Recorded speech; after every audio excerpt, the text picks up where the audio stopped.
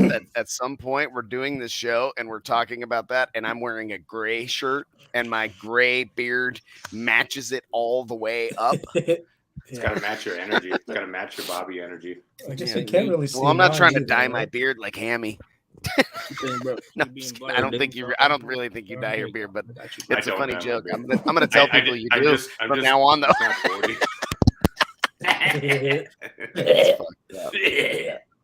Are we live already or no? For the last 30 Live, seconds. live. Yeah, just fucking around live, Wait until we get some viewers going. Yeah, looks like we View got now, Byron view later. already on. Definitely view now. We want you to view now. Is on, Byron's on, El Fuego. Yeah. Saw The El Fuego. Dudes, where's the I'm not light? exactly sure who El Fuego is. Like actual name. That helps a little bit, huh? I got my little warm light there. So It's a little better. Yeah. What you think, Max? What you think, bro? Yeah. So episode how did everything 11. work out with your shit, Drew? Roth picked up the box, and I paid to do $1,000, and Roth has the box. Okay. And he said it's still in nice condition. It's still all right, go, get on. He said it's nice. He said it's probably better than 90% of people could build, which is cool. So what's the plan with the box now? What do you? I don't know. Buy a Tahoe and put it in it. I guess I don't. You got to buy a Tahoe for the build. That's the way to do it. Put a battery behind it. Mm-hmm. Yeah, about a like a big one. A box. Yeah. Hey, that's some shit I would do for sure. Back in the day, I'd have shit ready for buy vehicles to fit it. I'll probably put it up on your site. I was about to say I'm probably gonna get him to take some really good pictures of it and just say, "Hey, come get it." So was it like an order that was botched, or somebody didn't get it, or come? Yeah. So what happened was, long story super short. He had told me he had a specific thickness of battery, and I didn't account for it properly, so it didn't fit the way he wanted it to fit. Got to account for the thickness properly. Yeah, for sure. Because I've done a ton of Tahoes. I mean, I know what fits, and I still think it should have fit. Obviously, I'm not there, so I don't know. But I mean, it would have been less for you to fly out there and put the motherfucker in appropriately. Yeah, I thought about going to get it myself, but then I saw that $400 possible fuel bill. I'm like, So it's straight up like, I cannot fit this. You said it would fit this. Blah, blah, blah, blah. Yeah. And it was just my fault. So I owned it. I ate it, and I bought the box from him. Hell yeah. I mean, I would have put a notch in that box for him. Oh, yeah. Sometimes it'd be like that. So put a notch in the belt. I'm going to, like I said, I'm going to get Roth to take some pictures of it, and maybe give him to measure the plexi. Get Bobby to etch something pretty for it. Bump the price up another $1,000 and let it go. Yep. The Bobby special. Just etch some acrylic and $2,000 more. Hell yeah. Right, fits in Tahoe on the plexi. Yep. Yeah. It does fit. It fits. It's big ass letters. Tahoe. Like stupid big bold, like no thought put into it, just Tahoe. It's all Tahoe, and then like arrows, and it's all battery. There, put the fucking battery there. A lot of people need that, I'm getting messages. Sydney, somebody said Sydney wants to see the doggo again. Get off camera. Oh, okay. No, she didn't say quite that, but they said she put the dog back on. He's laying next to me. You look good, Drew. Oh my god, I would be drinking, but I gotta go back. I gotta go back to the shop after this. I got brandy. For what?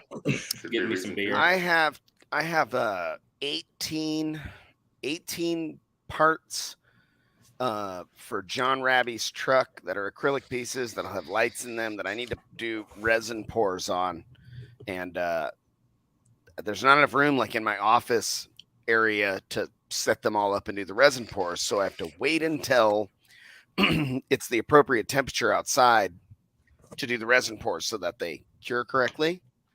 So because I got 15 hours into designing and machining these at this point, and probably 25 plus hours left of finish work and machining and all of that shit that goes with these fancy ass parts that I'm making.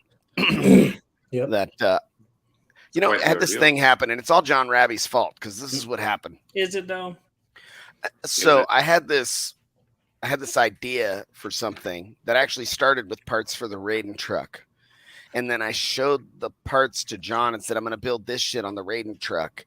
And then I had this idea and I was like, I could do this on your suspension components.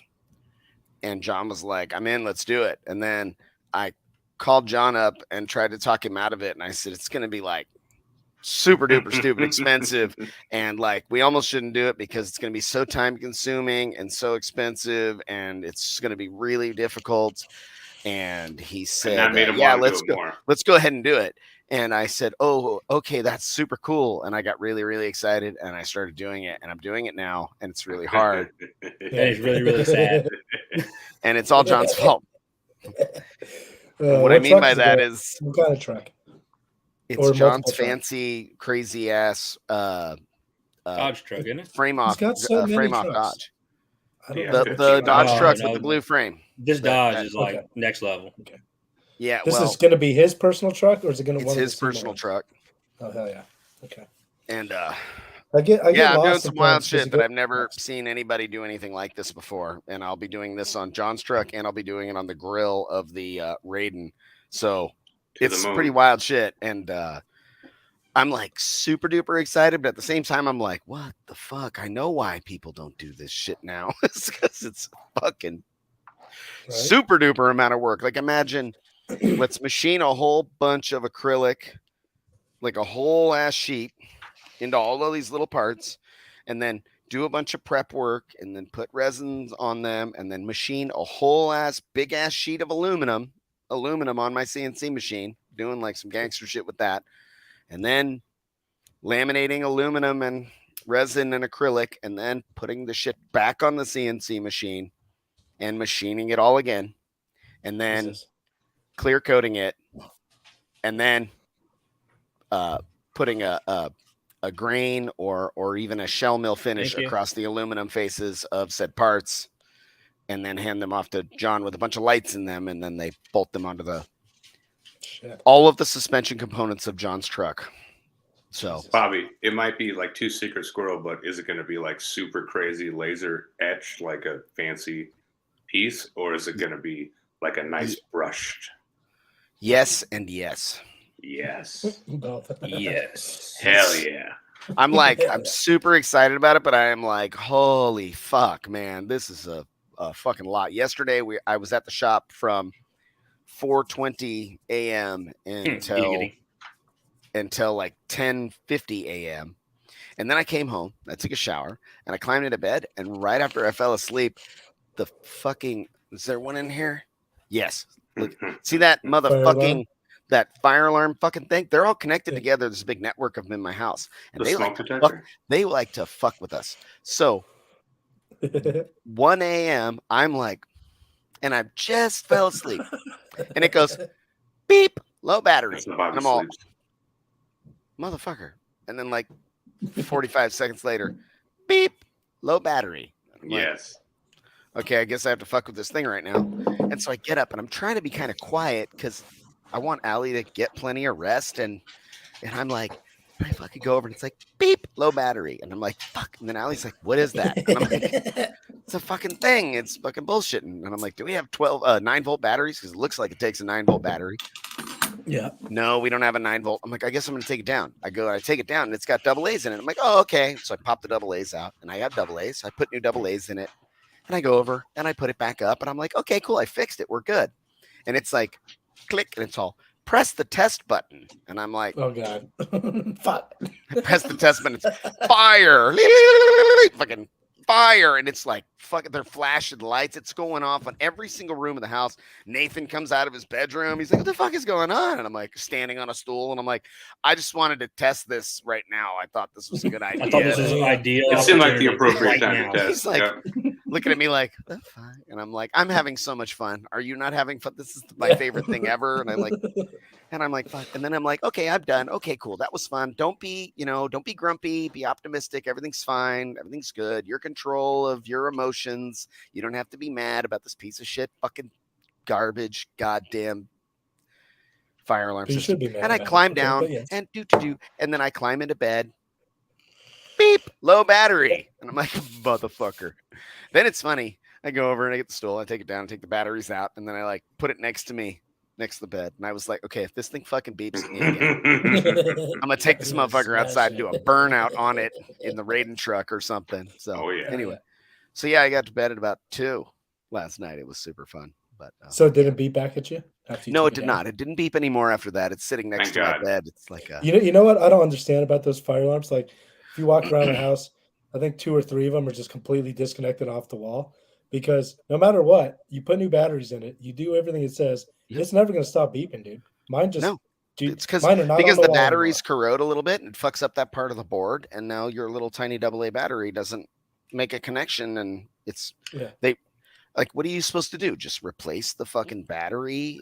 Just like, oh, it's been 6 months since I put AA's in the fuck you. No, they're supposed to have little nuclear batteries in them that last 10 years, and then they're I honestly don't think we have one out here. I don't even think we have one at the farmhouse out here. We got the stove fire downstairs. Pops gets that thing ripping going in the winter, but I don't think I've seen one. I haven't installed one. I haven't replaced a battery in one. It's been an unconscious thought. I'm pretty sure I don't have one. Yeah, probably buy you should do that shit. Nah, we've also had it happen a couple of times where that motherfucking smoke alarm system would randomly decide to tell us there's a fire in the middle of the night. Oh, that's extra hot, dude. And what's crazy is, we have a Chevy Bolt, and they had like the recall thing because of the batteries, and they made like 250,000 of these cars, and like 2 of them caught themselves on fire randomly. So everybody that has one is like super paranoid about their car bursting into flames. And we keep the fucking car in the garage. We keep the car in the garage. You have to charge that outside anyways. It's not like they said that for a moment. Now they don't. Now they're like, you're fine. Go ahead and fucking die. But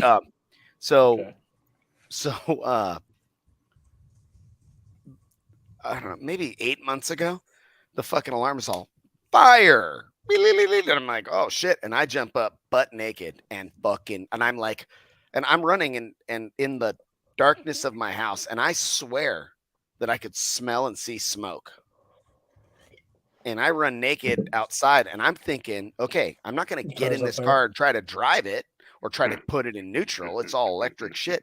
So I'm like, I'm going to hook this thing up to the Sprinter, and I'm going to drag this motherfucker out of the garage. And I hit the garage door, and I'm standing there naked. I'm going to run back in and get the key to the Sprinter. And Allison's like, it's not on fire or anything. She's like, why are you just standing here naked in the garage? And I'm like, that needs to be a comic book. The motherfucker said fire, and I swore I could smell and see smoke in our house as I was sprinting naked through my house. She's like, you're tripping. And, yeah, I was tripping. I was like, the little car's on fire. It's gonna burn our fucking house down. And this fire thing's screaming and going crazy. All the cats are hiding under beds and shit. They're gonna be hard to get out before the whole motherfucker goes up. And I will drag a car the fuck out of that garage with my dick if I have to before I let my house burn down. But yeah. So yeah. Fuck those smoke alarms. That's what I'm saying. Yeah, fuck smoke alarms. I'm with you there. The one I bought to replace mine is just doesn't hook up to the wall. It's just batteries only. So it dies. But whatever. You know what? You have a carbon monoxide detector. Yeah, they're both. It's both. These things. Well, what I probably should do is go and buy new ones and buy an extra set of them. And the first time the motherfucker's like, boop, low battery, take it out, take the shit apart, throw it away, put a fucking new one up.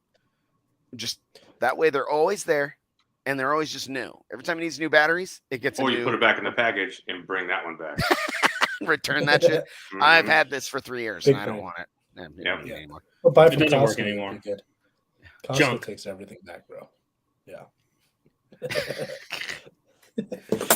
So, I mean, we didn't do a proper intro or anything, but we've got our boy down here, Mr. Hammy Sterner, who is the original creator of SHTNONM, my partner in crime. And yeah, Tammy, why don't you tell us a little bit about like your background as far as, I don't know, I guess kind of where SHTNONM all started and just what got you in the base, all the good fun stuff, all the good nifty things about me, the inner workings of the Hammy. Well, you're probably one of the few people that kind of get like an introspective look inside the ham mind, Steve. Everybody else gets like what they see and they think, but you kind of like get a little more there, and some people could see it a little more. But it's definitely a time and place thing, and then a longevity thing, and I saw that. But So I don't know. It's an acquired taste. I'm good. I taste great. You might like me, you might not, but I mean, I wear on you. I guess I get in your skin in a good way. I'm like I don't know. Anyway, so back in the day, actually was pretty far back in the day. So I used to manage a Zoomies store, a retail store. Come on. For all the cool skateboarders back in the day. I started skateboarding a long time ago. I've probably, I'm thinking like I think 00 to 07-ish. I skated really hard for a while. I got, pretty decent. I was at the park every day doing the whole thing. I needed to get a job when I was 16, and lo and behold, I was like, well, this is probably the only place I would like to work. So I stopped at the Zoomies and was like, hey, this is what I am. I guess hire me if you want, type thing. And I had an interview with a guy named Joe, and he, when I went for the interview, wasn't there anymore. I was like, okay, cool. And in his place, that's where Ryan was. Ryan just got promoted from the Bozeman store as assistant manager to take over Great Falls, Montana. Zoomies there. And he's like, well, I'm doing a whole bunch of things. I'm kind of busy. Like, give me your name. I'll call you. So he calls me, hits me back up. End up, walking, talking with him, getting a job, working under him. I do that for about 2 years, kind of developed this prowess that I could sell clothes and do the thing there. And at 18, I ended up taking over the store there. So from 18 till I think 21, I was there in Great Falls, and I got promoted to Missoula, Montana, which is a totally Bobby Gately town. I mean, it's like you would thrive there. It's drug city for sure. It's good. It's really bad now, but it was really good drug city back then. Just like I'm a drug person. Why would Bobby smoking, the hanging, well, we talked about the back, like little episodes, little back time, little dialogue in there. But I'm just saying, you'd have a good time there.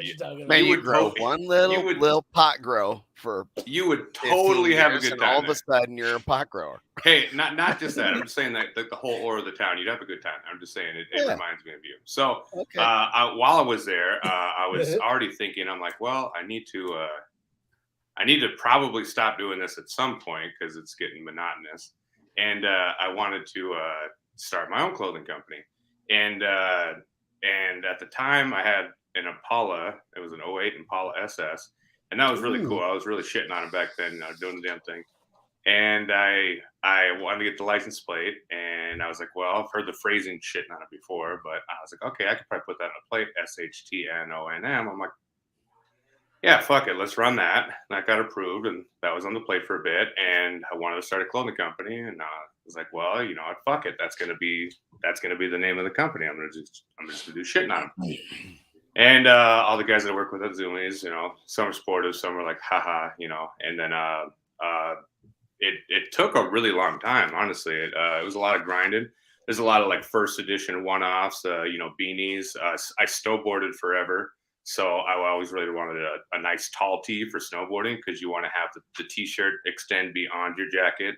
And then I put shitting on them blasted just on the bottom of it so you could see the shitting on them on the side. And it was all about wearing, everything real big. And so you have it on your side so you can see shitting on them while you're ripping down the mountain. So I did those tees for a bit, did the beanies, pretty much started with that. I started the company with 50 decals, 25 of the bold 15-inch and 25 of the 9-inch graffiti in white. Yeah. And so I started the company with like $65. So started just kind of promoting, doing what I could, and just keep trying to do different things there. So I was at Zoomies for a bit. Well, those stickers, who'd you sell those stickers to? What was your first just honestly, my friends at Zoomies there, just my other store managers, other people, that they really started helping, to promote. They're like, oh yeah, whatever, I'll buy something. I used to buy we had this clothing line called it's Zine or Zine magazine, but zine clothing, and I think one of the first ones I still have it in the closet somewhere, but it's a baseball tee. It's a red sleeve, gray body baseball tee with the OG logo. I remember I was trying to figure out logos, and one of the guys that really helped me out a ton and came up with pretty much the three main logos. We did the obviously just the standard graffiti style. That was from the sticker, and then the bold style. But for the shirt, we did the shadow look, which is the first kind of one that we did a big massive run of back in 16 or 17. And then the tattoo tee, that's what I have tattooed on my forearm. And then because I wanted the HTN connected, and then we took a font and made it into a logo. And I was like, well, I want the SHTN connected and then ONM, and then that's what we thought the HTN could be filled, and that could be the rest could be the absent of color there and just be the outline. And then we did the stack logo, which is the shitting on them, only the shitting on them. And that's actually my probably favorite of the logos. I love it on a t-shirt. It really fills out really well. It looks good. And then you could do the color pop. So you could do the white everything, but do a gray fill, mint fill, whatever fill. So I had a buddy help me kind of come up with a couple designs. We started with those, and then I just, every time I had money, extra paycheck from Zoomies, I used to just buy what I could for merchandise and then just sell it little by little. So I, didn't get as much volume there. I mean, shirts were more expensive, more one-off. I was probably only getting maybe like 12 or 20 shirts at a time, and just kind of pushing it to my friends and just trying to do what I could do. And then that was a good amount of the grind. And I think the Instagram was like, I did like a shit on 'em customs one. That was shit on 'em customs before it was stay shitting, before it was shitting on 'em official, because I needed to lock the official in before somebody else tried to do official. So I'm like, okay, no, got to change it to shitting on 'em official right away. And that was let's see, that was like 2013, I think. I remember that for sure. I've always been into car audio since I don't know, I guess like 07. First car for 06, 05, 04. I had a Ford Explorer with two shitty Rockford P115s in a sealed box on a Pile 800 watt amp. And nice. And super I was running that, dumping real good in my Explorer for a long time. And then I met one of my friends' brothers, who was apparently into this company called Sundown Audio. And I'm like, what the fuck is Sundown? And this is in Great Falls, Podunk, Montana. Nothing's going on there. So granted, I'm probably metering a 32 if best, like for sure. There's no way it's more than that. But I'm shitting on them. I'm doing it. This is cool. This is, like I said, this is pre-starting the company. This is just being in the bass. And then I heard my first loud system. I went over to the guy's house, and he had two of the first Nightshades, the originals. And he had a big Sundown banner on there. And this is a guy that would follow all of his builds on like the Keiko site. And there was some, like Ohio Generator way back in the day. That was all you could really get for like an alternator. And then I remember he had a SAS 3500 on two of the Nightshade 18s and a Tahoe. Go figure. And he had a Term Lab. This is my first knowledge of this. So he's like, here, check us out. And we were listening to the, I think it was just all the decaf stuff, but it was the Pink Floyd, the Hello. Boom, yep. Boom, that song. Is there anybody out here? And then just not if you could hear me, that song. And I remember just that first bass drop. Boom. Holy fuck, hooked, like fucking hook, line, and sinker. I was like, this is exactly what the fuck I'm into, 100%. So like that really like wrote the book on what I was into. Definitely car audio. Definitely. How did you get that? What the fuck are you doing? So I worked a lot with him on getting my system progressed, I guess, throughout the time. And I did a bunch of bullshit, did a bunch of not the best shit, but my final kind of peak of fucking around was two Memphis Mojo 15s on a Rockford T2500, and I had that in the same Impala there, and I had the 1500 and the 604, and they were angled like this, and this is back when I used to be a carpenter. I did my own, I built my own box for I I got instructions. I built it. Lots of excess glue everywhere. Really shitty. But I just spray painted it red. Spray painted everything red. So that's how you cover up there. But I did the cutouts. I had the 2 amps there, and I had a little kinetic battery. And I remember, the shitty videos I had recorded back in 08-ish. Yeah, it was like 07-ish. They were a long time ago. But I remember I had my red Nokia phone, and I was like, I'll do recording. And the mirror's dropping. I look back at the voltage. It's like 9.8, 10.1. I mean, it's perfect. That's where it's supposed to be. Right where it should be. And that Rockford amp, I will give a true testament to that. I had that amp, and I beat it to the ground for like 7 years. It didn't die. I mean, low voltage, whatever, kept killing it. But I had the 1500 before. Needed more power. I sold the 1500. Got that 2500 on eBay, I think, for like $800, like half of what it would have been, and it lasted for 7 years. It was crazy. But I ran that for a bit, and then I sold the JLs, got those Membus Mojos, and then by that time, this would have been. I would have already started shitting on them. I would have had the 215s. I would have been, doing the thing. I was probably. That was in the red truck. The Silverado. No, this was in the 08 Impala SS. So this is back in 09. Okay. I had the 215s on the 2500, and I had for sure like one of the loudest systems in Great Falls because nobody had a system. So like it was pretty impressive. It did meter like a 41, and sealed, on the glass, right? And that was pretty good. It definitely had a good amount of beat, and then I remember I went to like one of the audio competitions, and some kid in a Honda Civic beat me with 2 10s, like 2 CBR 10s on 1,000 watts. Because how the fuck is he beating me? Oh well, lo and behold, there's a whole car benefactor there. The Honda Civic is louder than the Chevy Impala for sure, and then P's probably better at building the bus and blah blah blah. So that was the start there. It's like, well, fuck that. I had the competitive edge on that realm. It's like I wanted to definitely not be beat like that. So I think during that time, I don't remember the exact transition from. Oh no, I did have to sell my Mojos because I needed some bucks at the time or whatever. But I ended up buying a HCCA 12 just to like buffer me through for bass, and I ran that for a couple years for sure. But I had the Impala, I had the HCCA 12, and I had the 2500 still. And I was at Zoomies. Shitting on them was already going.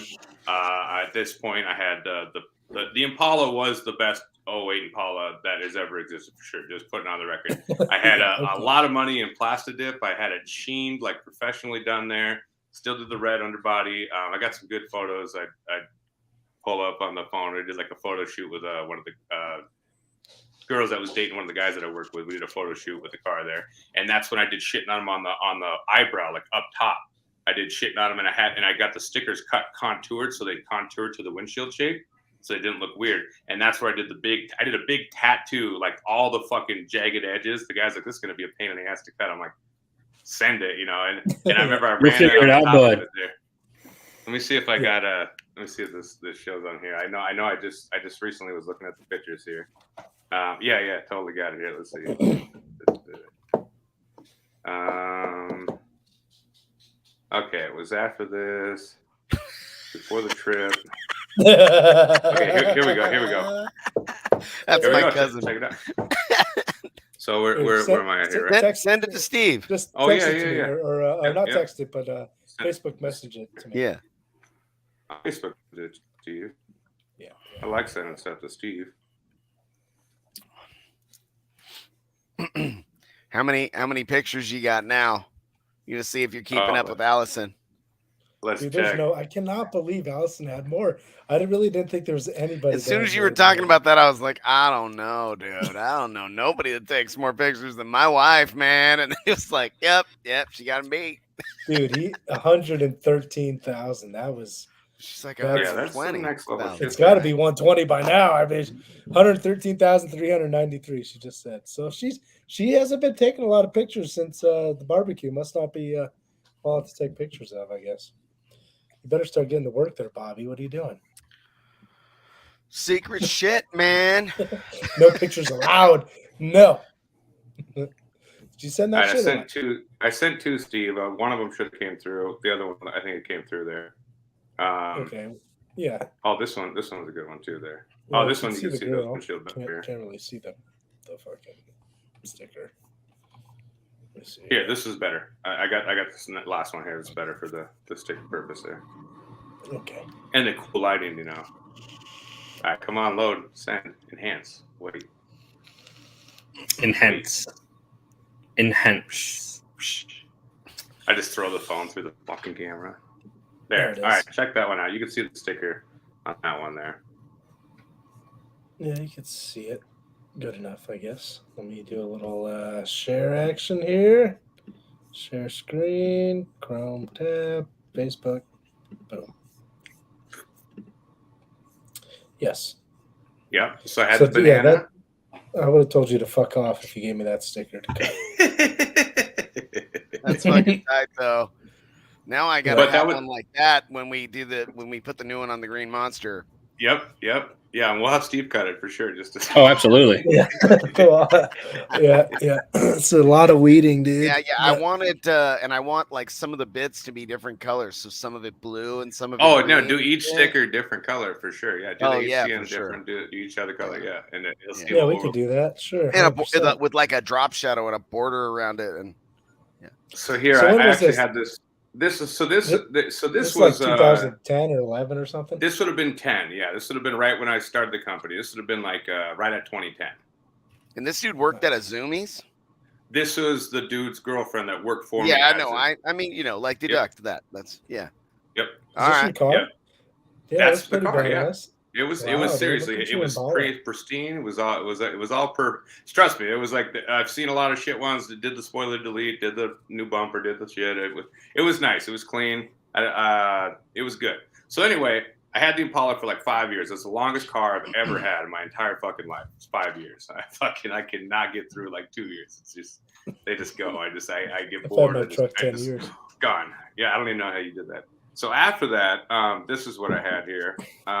Send you this one here. More on here, and this would be the good transition into where it kind of like started to take off here. Let's see, send that to you. So I was in Spokane, Washington at the time. So this would have been, I would have tried to do, but just trying to do the company. Got into the Subaru gang.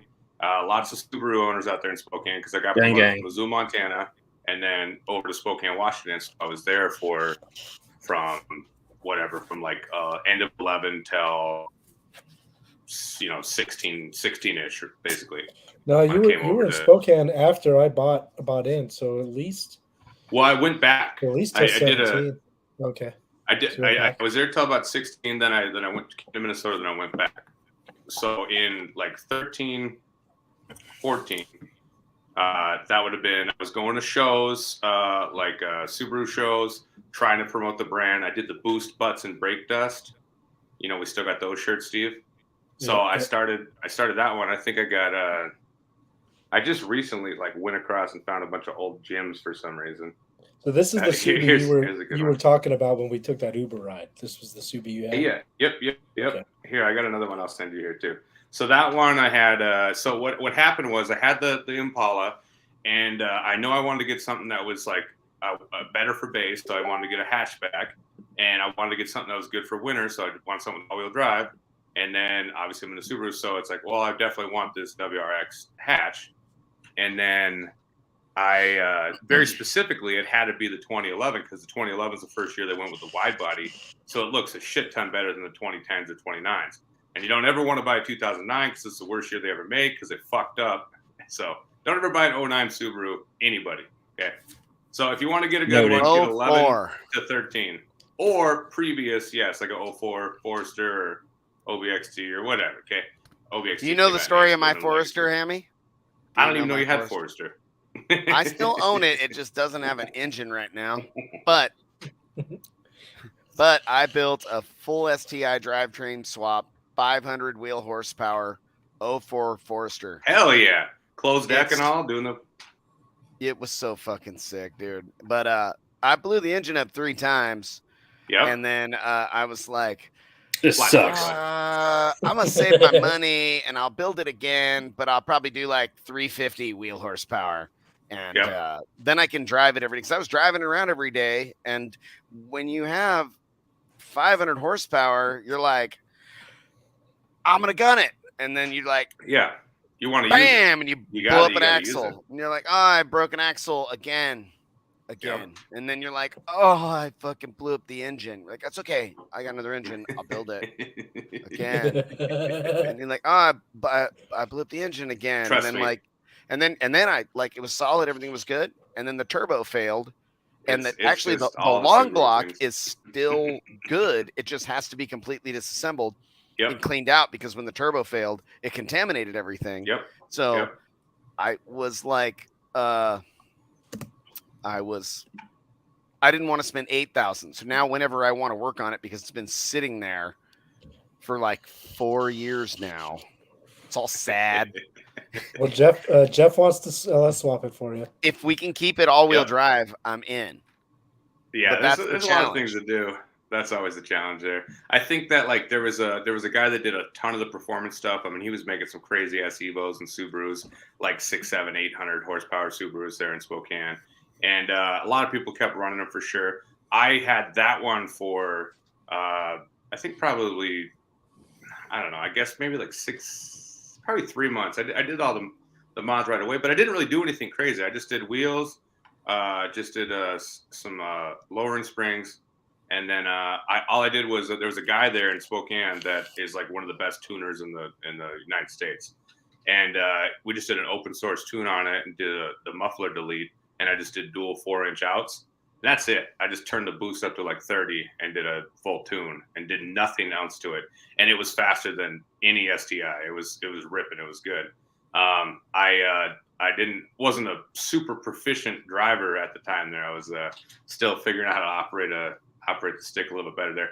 But at that time, the guy that got me into Subarus, he's a photographer. He ended up basically he had the time off. I had the time off. I left Zoomies. I had like a year. I was doing a sabbatical. I was trying to figure out what I was doing. So basically, I took a year off work. I had my unemployment, and I rolled that for it was a good like 6 months, like the whole summer. And I bought that car with 20,000 miles on it. And at the end of the summer, it was 90,000. Nice. So we drove that thing everywhere, and we had a great time, and it was a fucking awesome summer, and met a lot of the connections and did a lot of things, and figured out a lot of things to do and not to do. And in the meantime, that's when I was getting into car audio. So like better car audio, more advanced, actual adult, cool club car audio. And then that's when I liked the Sundowns, and I wanted something small and compact, and I ended up getting the ZB410. And there was a guy there in Spokane that was a fucking crazy good box builder. He built this thing. It sounded great. I turned it to 30 hertz, and I still had the 2500 Rockford, and that thing did a 42.5, I think, sealed on 110.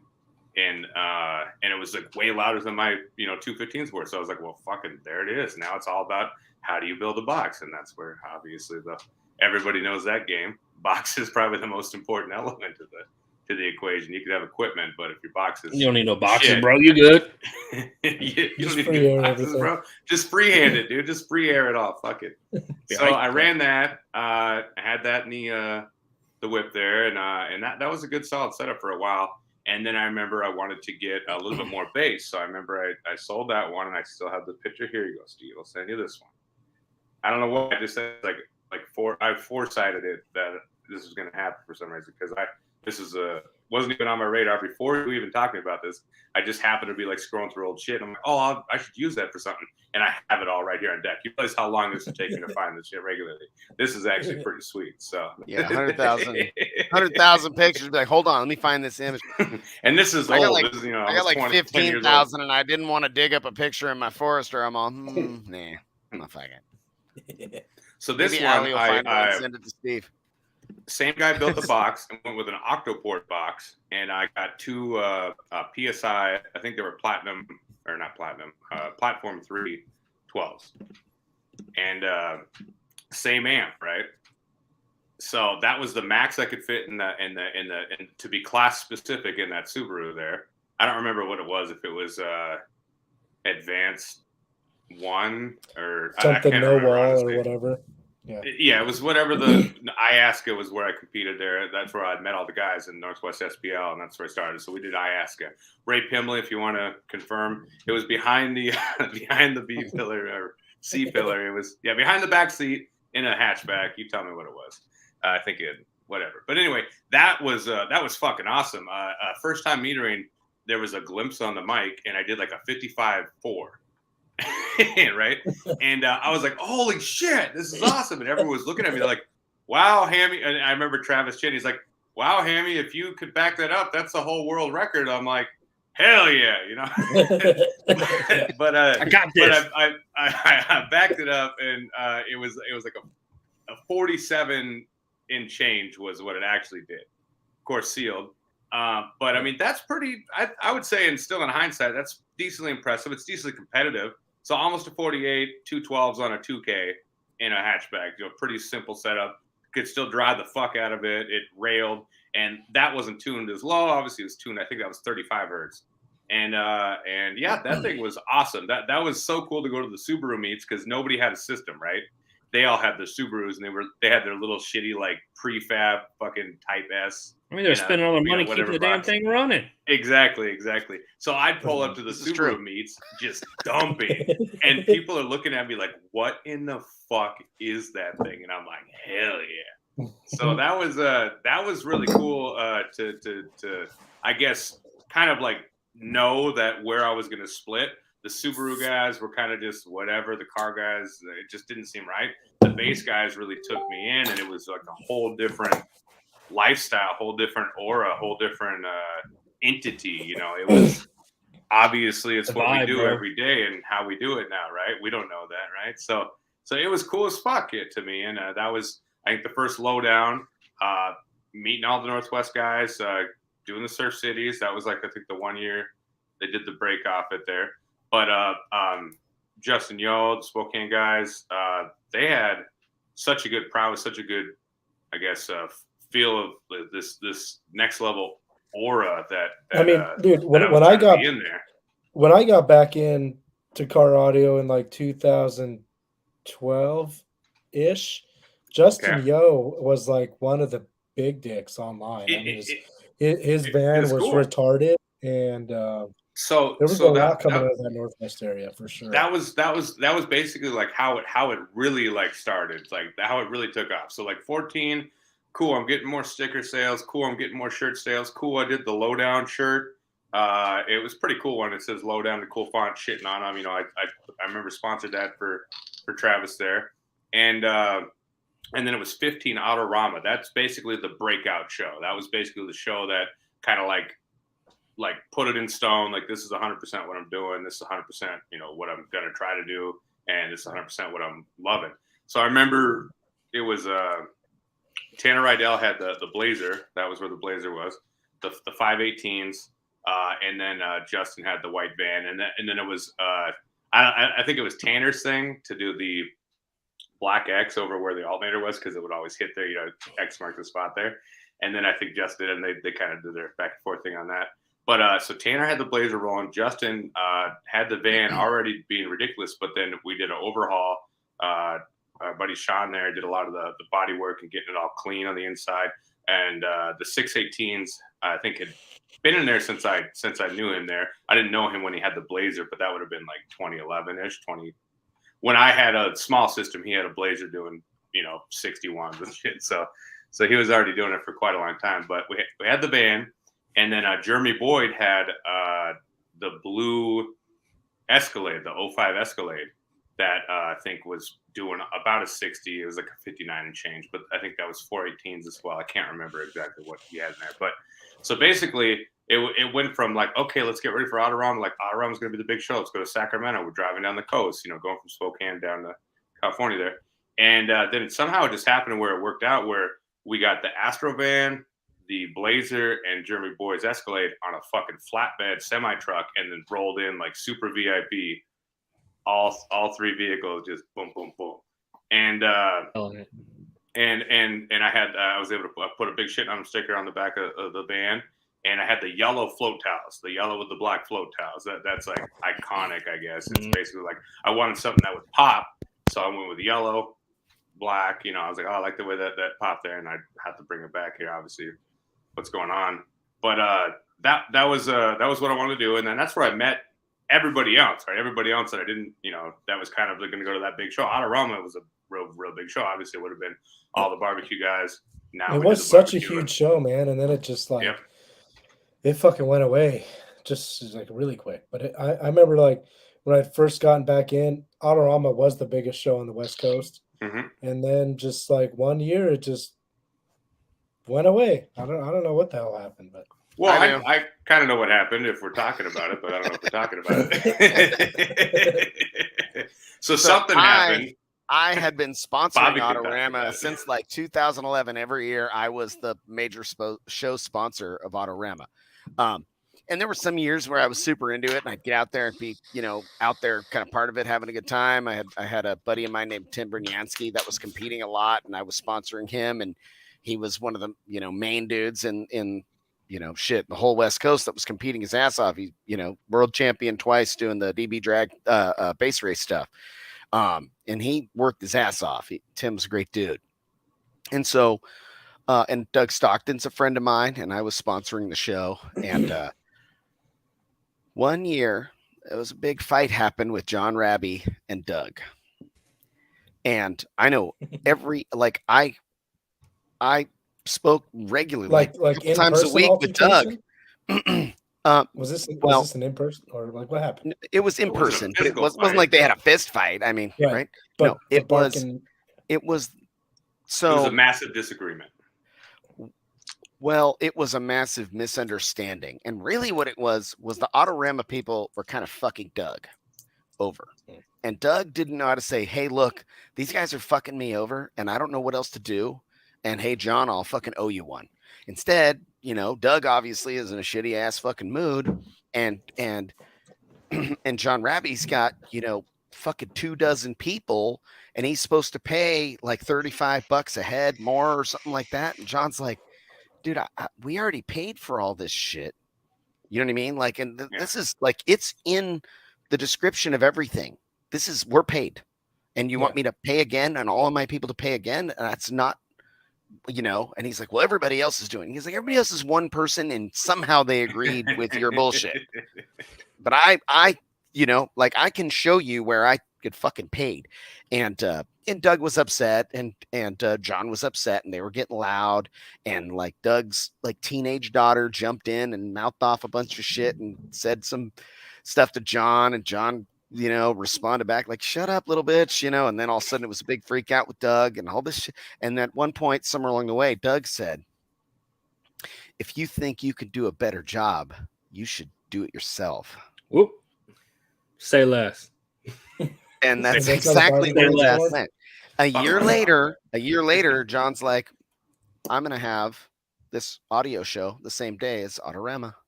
Yep. And then happened. The people from DB Drag were like, no, you can't do that. And John's like, dude, I'm 2.5 hours away. I should be able to do this. And they were like, nah, you're still not going to do it. And John went, okay, I'm going to have a fucking barbecue then. That sounds like more fun anyway.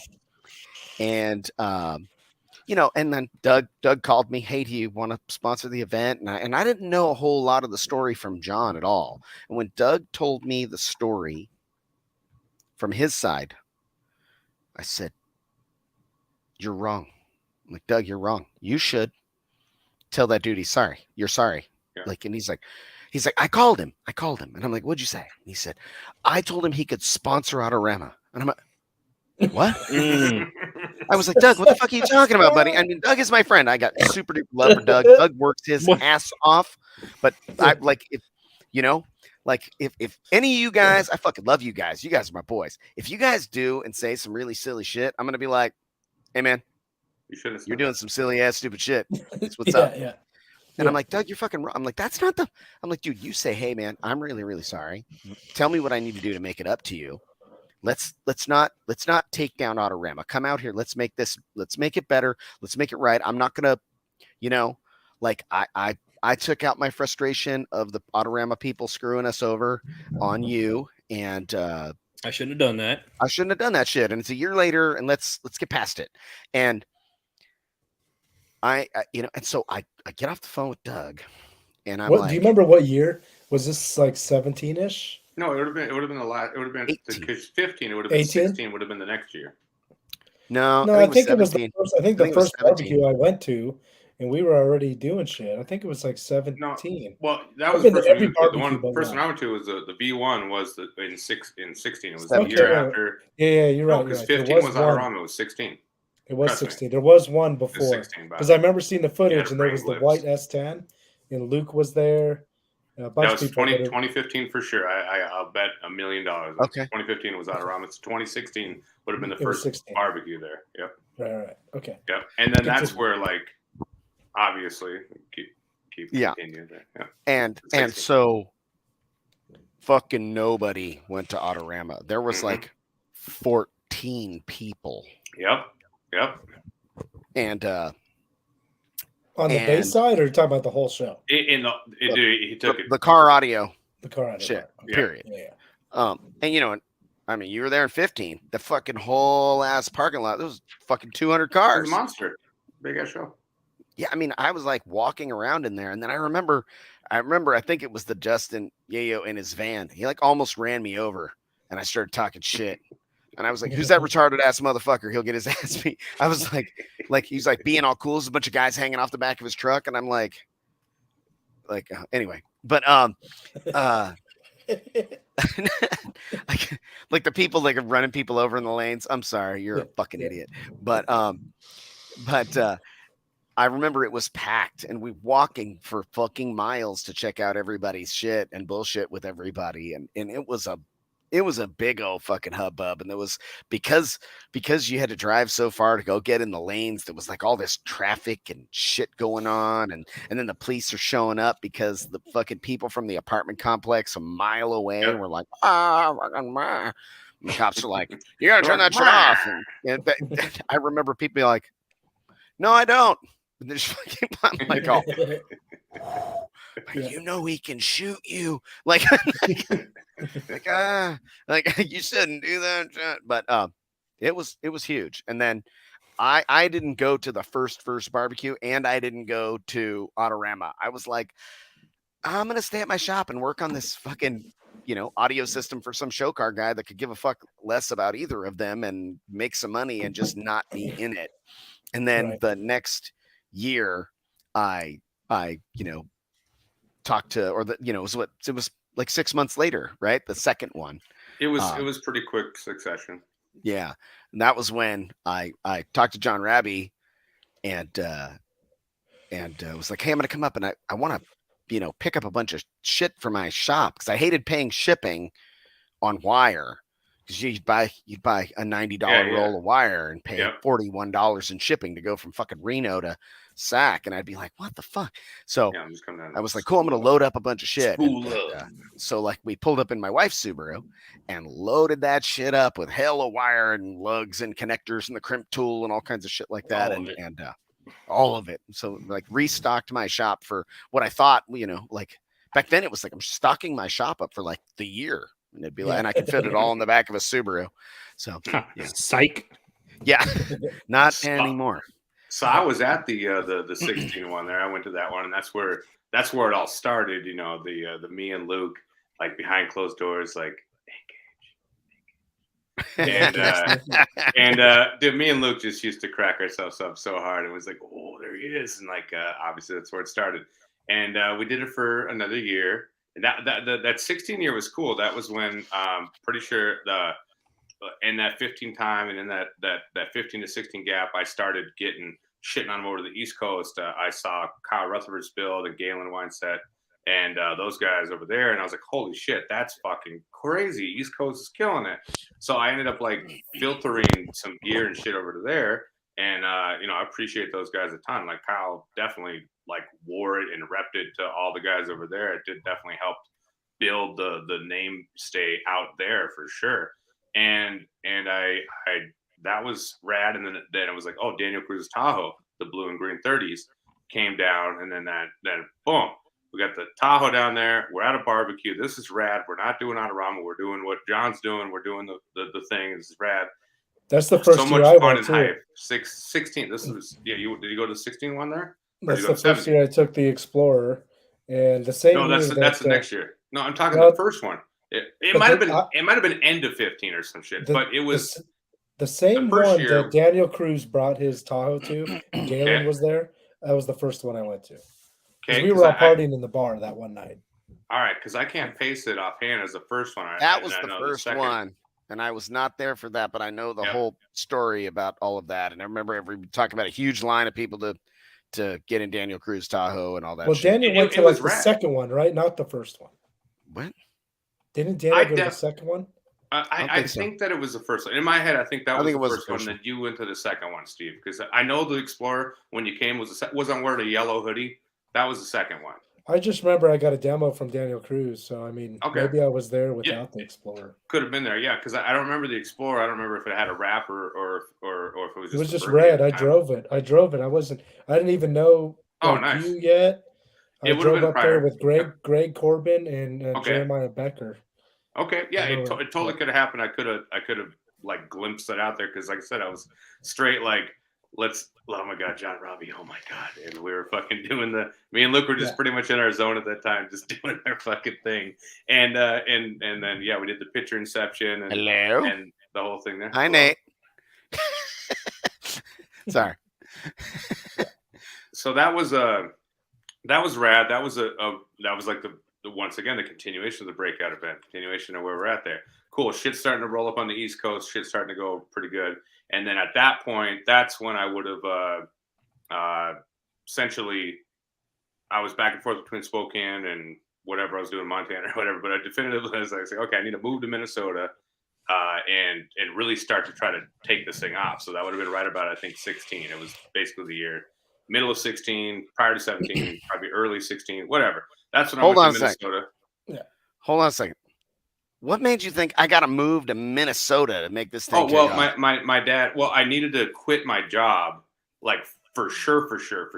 I see. And not work. And I didn't want to be homeless. So luckily, good old Michael, a.k.a. Pops, a.k.a. the bearded, hey, you know what, Jacob, you got any snacks? This guy, we didn't, I probably had a roughish childhood. It's always been there. We always did things. We always had our disagreements. It is what it is. But I didn't really talk to him for like a good 6 years there when I was doing the Zoomies thing. And I was like, hey, man, I need to try to live somewhere. I mean, can I come out and stay with you? And then I was like, yeah, for sure. I was like, okay, well, all right. I'm going to move to Minnesota. So I did it. And then I moved to Minnesota. And then I'm here. I'm like, cool. Well, I got time. I'm kind of just chilling. I finally got a little bit of free time to try to do this. And that's where I met all the Midwest guys, which are fucking heavy hitters, lots of cool shit, lots of like heavy hitters. Where energy. You came to the South? When'd you come down here? Well, Midwest, not the South. Midwest, not the South. Oh, you said heavy hitters. Now, upper Midwest. Well, I mean, I don't know. Chris Russ at the time, that van was pretty fucking nasty. There's a lot of like loud I don't know what you're talking about. Yeah. Anyway, you mean DJ Ruffles? So there was a good amount of people that had some beat, right? And then the biggest thing is the people there had some fucking crazy addiction to shitting on them. For sure. Like I went to my first Midwest SPL finals. I remember going to a little bit of shows here and there. Dan Lieber got me into the Midwest SPL finals. And I don't think I went to any Midwest SPL shows. It's just like, let's go to finals because that's where it's going to be big at. And that was in Sedalia, Missouri. So probably, I don't know if it's closer to Minnesota or if it's closer to Mississippi. I would think maybe closer to Mississippi-ish, but I also think it's closer to Minnesota because it's only 440 from Minnesota. I don't know how far it is from Biloxi, but I think Biloxi is probably maybe 5-ish. It's on. Do from some where? Google search. Biloxi, Mississippi to Sedalia, Missouri. Do the math. Do the 15 hours. Yeah. So I'm closer from Minnesota right down. So I didn't have to go all the way down to the coast there. So it's closer to Minnesota. So it's still kind of Midwest-ish, even though it's almost southern. that would be the breach there. It's on the edge of the southern border. It's on the edge of the southern. It's north southern. It's the north of the south. So yeah, go down there, and I remember. I mean, this is pretty impressive for sure. Steve, I went down there with the plastic totes, like the fucking the ones that have the Ziploc, the ones there. I had that filled with t-shirts and like hoodies. I had one of the little small tubs with stickers, and then I had I call it my gay bag.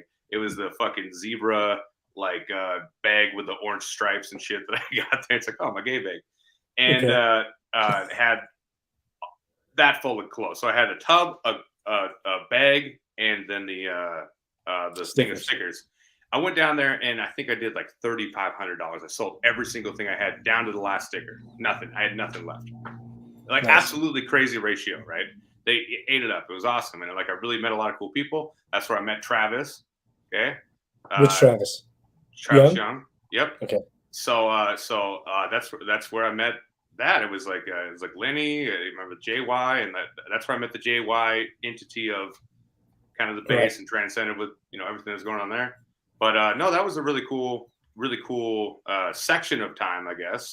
Definitely a lot of build up there, and that was like right at 16 to the 17 to the next barbecue to where we started talking more. Well, the first time I met you was 16 Slam. So you did Slam. Oh yeah, Slamology. Yep. That would have been my first Slam, because that would have been the tailing off of 15 Autorama, and I had to go to Slam for the first time. I don't know why I forget about Slam there. As it like completely like glimpsed Slam 16. I was in a booth with JY and Full Throttle, and you were right across from us, and that was the year that Philip turned into a lobster. Yep. Oh It was like 1,000 gazillion degrees. It was so hot. The year before last was brutal, but I think 16 was been the hottest, like just sun, like it was fucking hot. Yeah, definitely. That was so that would have been the year that we road trip from Washington to Slam, and that was I guess that was probably like you, Philip, Mickey, me, Philip, Mickey, and Tanner. Maybe I want to think Luke. I feel like it could have been Luke. Yeah, I feel like it was Luke. It would have been Luke if it was anybody else, but yeah. So we rolled down in the Tahoe, and I remember like that was like right in the mix of like, okay, I gotta fucking do this. I gotta try it. So I ended up getting like a front loan for like $5,000 in product, and I was like, let's give it a shot, And that's definitely the most aggressive, clothing maneuver I had done. And I went down there and ended up, killing it. I think I did like 7,500 or $8,000 or something like that. Obviously, comparatively to any other thing, that was massive, right? Had a great time, did the thing, and that definitely was a huge one. I do remember that was I think right across, and they had the blue. It was the Astra that had, was it 815s or something in there?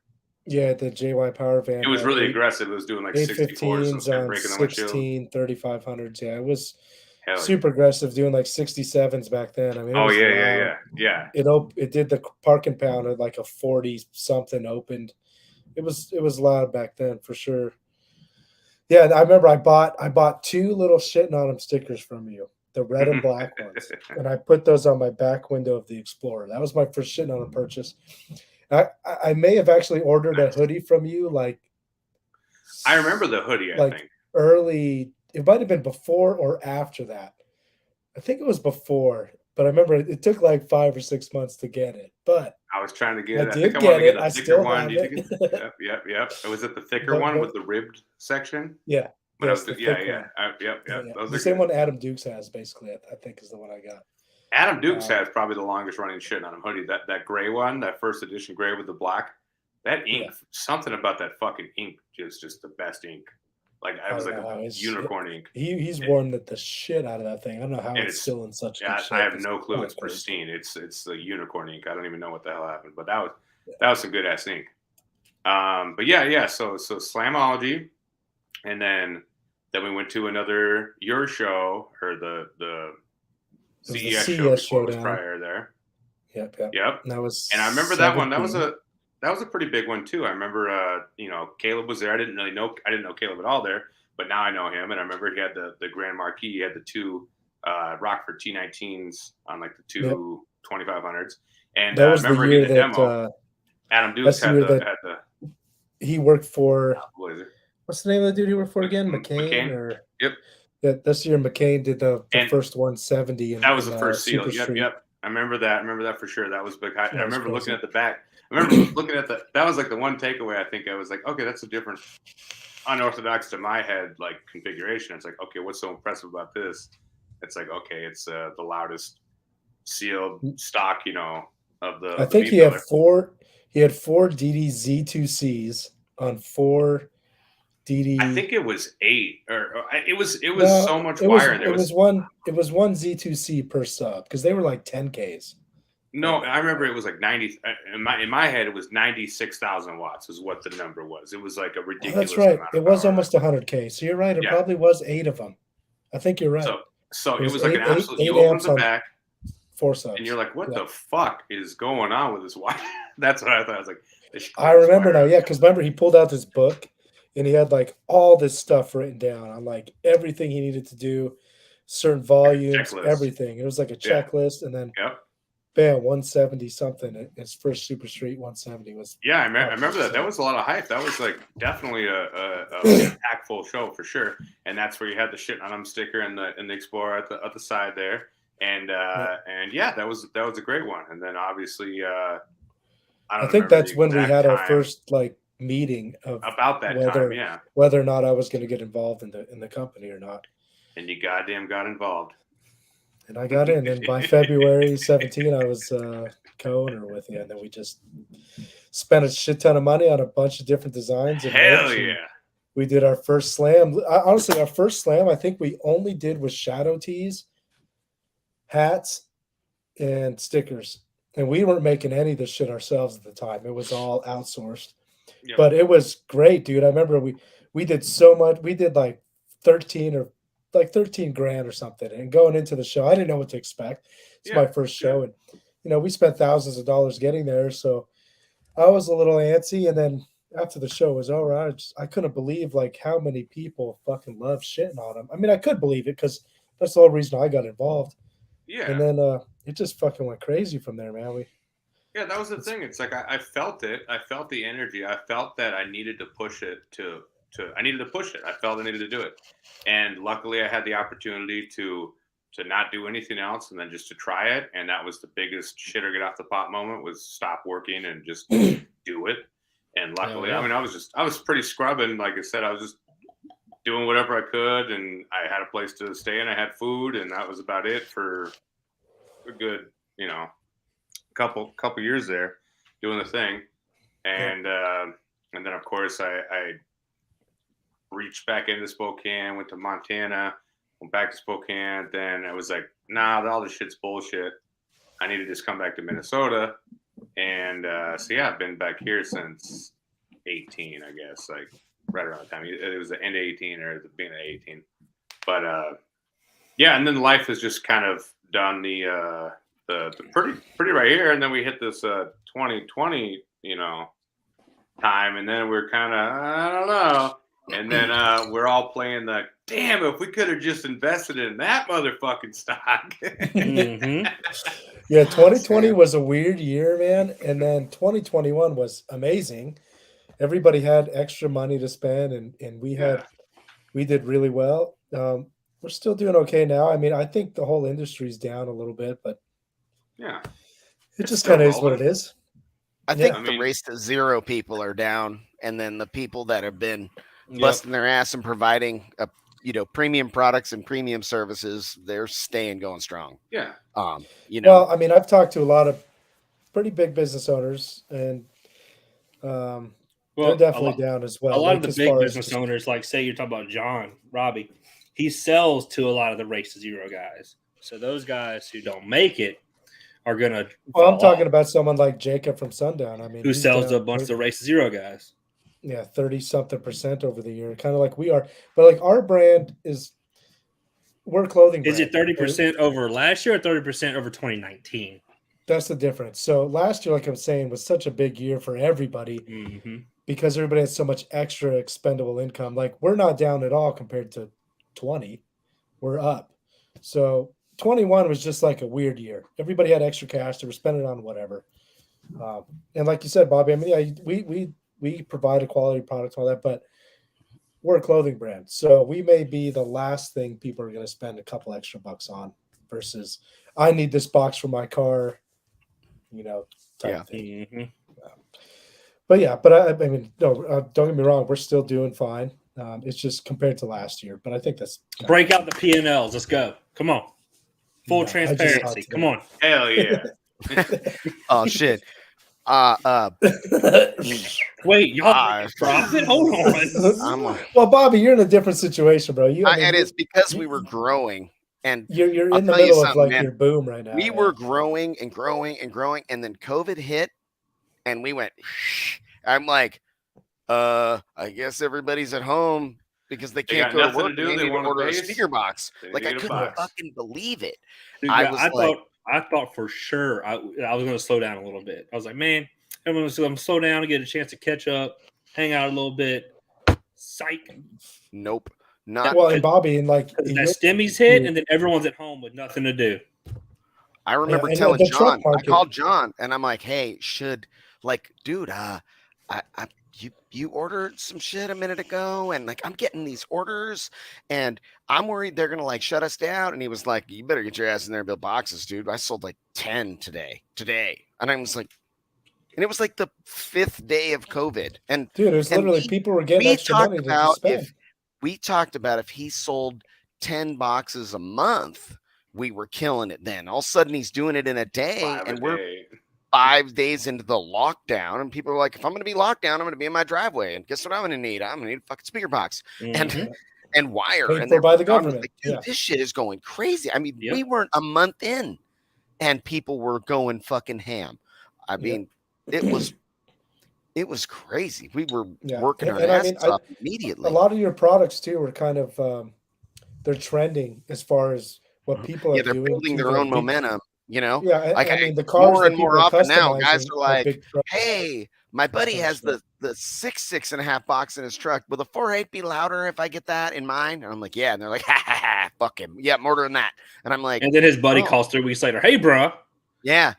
And I mean, what can I do to make it louder? If I use your bigger subs and a bigger amp, will I be louder than my buddy that has the? And I'm just, yeah. And then I get guys that are like, my wife said I got to take this seat lift out of my truck, so I'm gonna go ahead and order a whole nother box. Yeah, in that market, like those guys that own those $80,000-$100,000 trucks plus the lift kits and all that, they don't care about spending $1,200 for a box. Like that part of the custom world has grown so much in the last 2-3 years. These huge trucks, because it's the thing to do now. What's that? We made it easy for them. They're like, "Oh, I can just buy that." Well, I mean, it's like, I guess what I'm saying is that the trending custom thing right now is big lifted trucks. And if you sell something that goes in those trucks, I want to know. I mean, the SEMA truck thing, I think, is like the last 3-4 years has gotten super popular. It was so ridiculous. It wasn't. I mean, people had lifted trucks, but now it's like everybody's got a fucking lifted SEMA looking truck that has any money. So I mean, just the product you sell and the trending customization area that people are in, it just, you guys are aligned perfectly for it. It's because he's aligning it. Because he's probably this is some all acrylic boxes, man. Yep. Yeah, and and everything builds off of each other. When we brought in subwoofers, we were like, we're gonna sell more boxes. Yeah, how are those doing, Bobby? Are those pretty ripping? They're fucking killing it. The 6.5s and 8s, we can't get our orders in fast enough, but we didn't want to be super duper crazy and order crazy too many, because I understand. I don't ever want to order so much shit that I'm putting it on sale. I don't like things being on sale. I think this shit is dumb. Like the companies that are their shit is always on sale. I'll tell you right now, if I'm going somewhere or I'm online and they're always having a sale, I just assume that's not good. It's not, whatever it is, isn't good. Yeah, we don't do a whole lot of sales. Do you got any sales coming up? No. Yeah, I'm going up on price. What's up? It's on sale right now because I'm going up. When? I think we only 30 minutes, bud.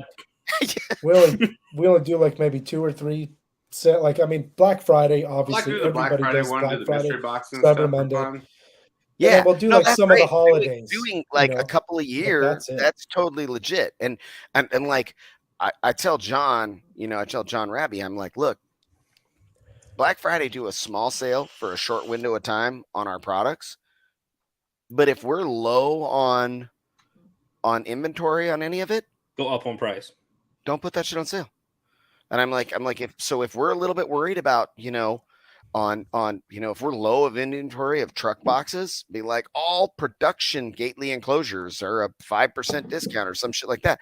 Because I'm like, well, they're gonna buy these boxes anyway, and I assume to make all of the money that we intend to make. I think the only thing like you would do, Bobby, is if you did like a sale that included subs in a box, so where people got a little bit of a. If you can go, you go on my site right now. Bundle. Yeah, you get bundles. Just like you said, people are going to buy the box regardless. But if they could get a little extra deal by getting box and sub together on Black Friday, we do that. That's always available, right? Obviously, if you buy a whole lot more, but that's not really a sale. That is a discount because you bought a bunch of shit. That's the more you buy. Okay, like I'm going to give you guys some insight on some training, like sales training shit, and it's called, "Oh, you want a discount? That costs more money." Yep. And so you go, somebody like, hey, what can I do? Like, hey, bro, can I get a discount on that box? But actually, yes, you can. If you buy the box and the subwoofers, I'll give you a 5% discount on all of it. Make it like, and you'll be like, dude, you'll be saving like fucking $200. And they'll be like, oh shit, that's sick. And then they look and they're like, yeah, it's $4,000 worth of shit, and a 5% discount is $200. And then they're like, it's okay, honey, I saved $200. And right, and it's just fucking better that way. I mean, I don't want to be like figuring out prices, and I'm not. Well, and I won't haggle with shit. If customers show up in my shop and they're like, "Hey, bro, give me a deal," I don't do that. I'm like, oh, I don't do that shit at all. Like, you went to the wrong shop. I'm like, no, we don't do that here. We don't do that. Hey, so if I'm going to tell my buddies, you're going to tell your buddies anyway. Yep. I'll tell them that you're going to tell your fucking buddies anyway. Like you're going to tell your buddies about this conversation any which way. You're going to be like, dude, I went to this guy and I just wanted him to give me a little bit of deal, and he kind of told me off. And they're going to be like, sounds like my kind of guy. Yep. Like I quoted a friend of mine. He's my friend now, but when I first talked to him, I quoted him. It was going to be $4,000 for a set of custom front doors for his truck. This is like 6 years ago, and they were going to be pretty badass set of custom front doors for his van. And he's like, I don't have money for like that. And he was kind of frustrated. And he was talking to one of his buddies, and he was like, dude, Gately told me $4,000 for fucking custom doors. And his buddy Mike, who's also a very good friend of mine now, Mike Del Monte, was like, must be some super dope ass fucking doors. This shit must be sick, bro. I want to talk to him about what I can do with $4,000 doors. And he showed up at the shop, and we talked, and I did doors and pillars and built the wall and did the whole fucking thing. And he spent like $12,000 with me. We worked our asses off on the car for 4.5, 5 weeks, and he was super duper happy with what we provided. So. It's just like the real recognized real, like the dimes attract dimes. Like it just formality. Right. It's like you get what you preach out. You want to tailor to the low income or not necessarily low income, but you want to tailor to that. You do the discount. You want to keep it up there. You do that. But I mean, ultimately, your product speaks for itself. You guys both are fucking top dogs in the field, killing it, ripping it up there, and everybody loves your shit. And that's fucking rad, and that's super cool. So are you, man. I rep your shit all the time. I fucking got a whole bunch of your shit. Well, we try to have the dopest shit on our shit, so everybody could be out there repping the dope brand while they're out there with their fucking Gately boxes, with their Drew enclosure, with their ripping and dipping, dude. So I mean, that's like our goal. We've looked at like the concept of things to expand. Steve, I was going to say, I think one thing that's cool that a lot of people may not know about SHTNONM is how many countries around the world that we've actually shipped product to. Like it actually blows my mind a little bit. I think we've shipped to almost every single country in the fucking world. There's like maybe a handful we haven't, but dude, there's SHTNONM stuff everywhere. Like sometimes we'll get orders from Japan that are like $2,000 worth of stuff to Japan. Oh yeah, that one guy, Like, he saw us on YouTube and he loved it. And he was imagine you're like you're fucking pimping to SHTNONM, and you're in fucking Japan or China, and you're like, I can't imagine doing this, Steve. It's just so cool, man. To Big in think about Japan, that, it just this kind of secret joke between me and Steve or whatever. It's like I'm like secretively like big in Japan. Like people like know me and they're like, oh, I can't do it. Oh. But like all the girls in Japan like, oh my god, it's Hammy, and they have like Hammy. pictures. They have pictures of me up there like, oh, such a big American. Like they love me. Oh, have so you ever big, been so to Japan? hairy. No, but I'm probably big in Japan somehow. You fucking on huge. some post or something. I am 5'5" at best, and I was on a good day taller than most people that I interacted with in Japan. But Drew the guy that I worked with when I worked with the biotech company, his name was Taka, and he was like 5'11", and he was kind of buffed, and he was like a fucking stud. Like I was like, damn, dude, women are tripping out on you all over the place. He's like, I just they think I am handsome. I'm all Taka, you're a perfect fucking stud. His teeth weren't fucked up. A lot of people in Japan teeth are fucked up, but man, it was crazy. It's a weird place. Like like most motherfuckers are like 5'2", 5'6". Like if you're 6 foot in Japan, you're a fucking 6.5, 7 footer in America. Dude, for a tiny ass little island, Japan is it's pretty fucking dope. For all the stuff that they've done and how much. What you got? Are you shitting on them right now? This is some custom shit. Motherfuckers.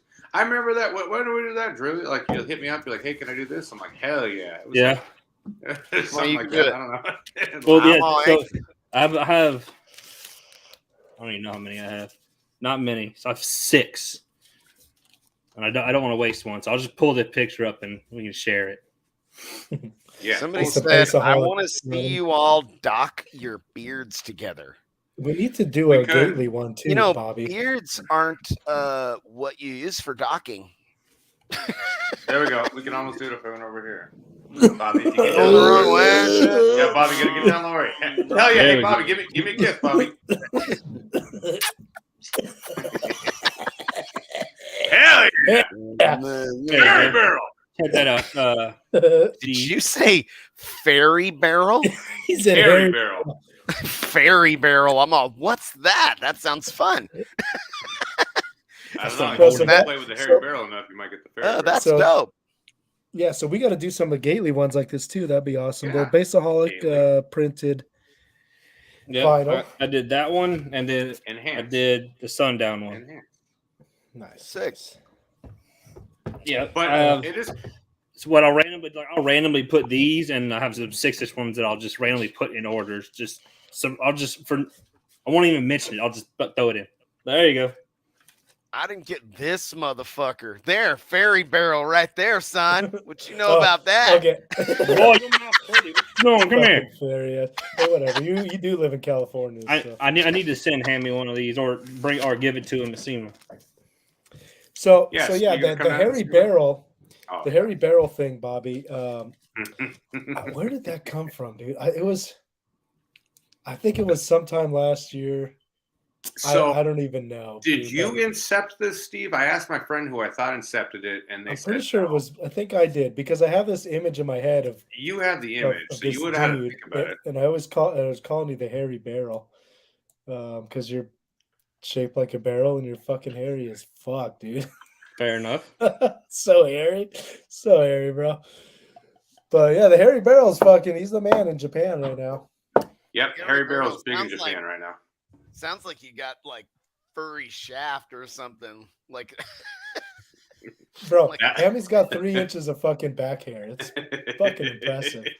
Dude, my favorite thing is fucking with you. I got to come up and rub on you a little bit. Oh, yeah, the hotel rooms. Yeah, thanks. I appreciate it. Well, I got to keep you on your toes. I got to make sure you. Yeah, I mean, defense tactics. Yeah. Hey, so Bobby, do you remember that post I put up about tuning a bunch of vehicles like the day before a show? So that as that post was going on, I stopped by a local audio distributor warehouse to pick up some sealed boxes, just some cheap A-Trend, just to test some of those subs in. They're like $40, $30. Can't even buy a sheet of wood for how cheap that stuff is. Anyway, for real, just picking up these boxes, and the dude who owns it, Dave Gill, was there, and I didn't know he was gonna be there, but he's nice enough fella.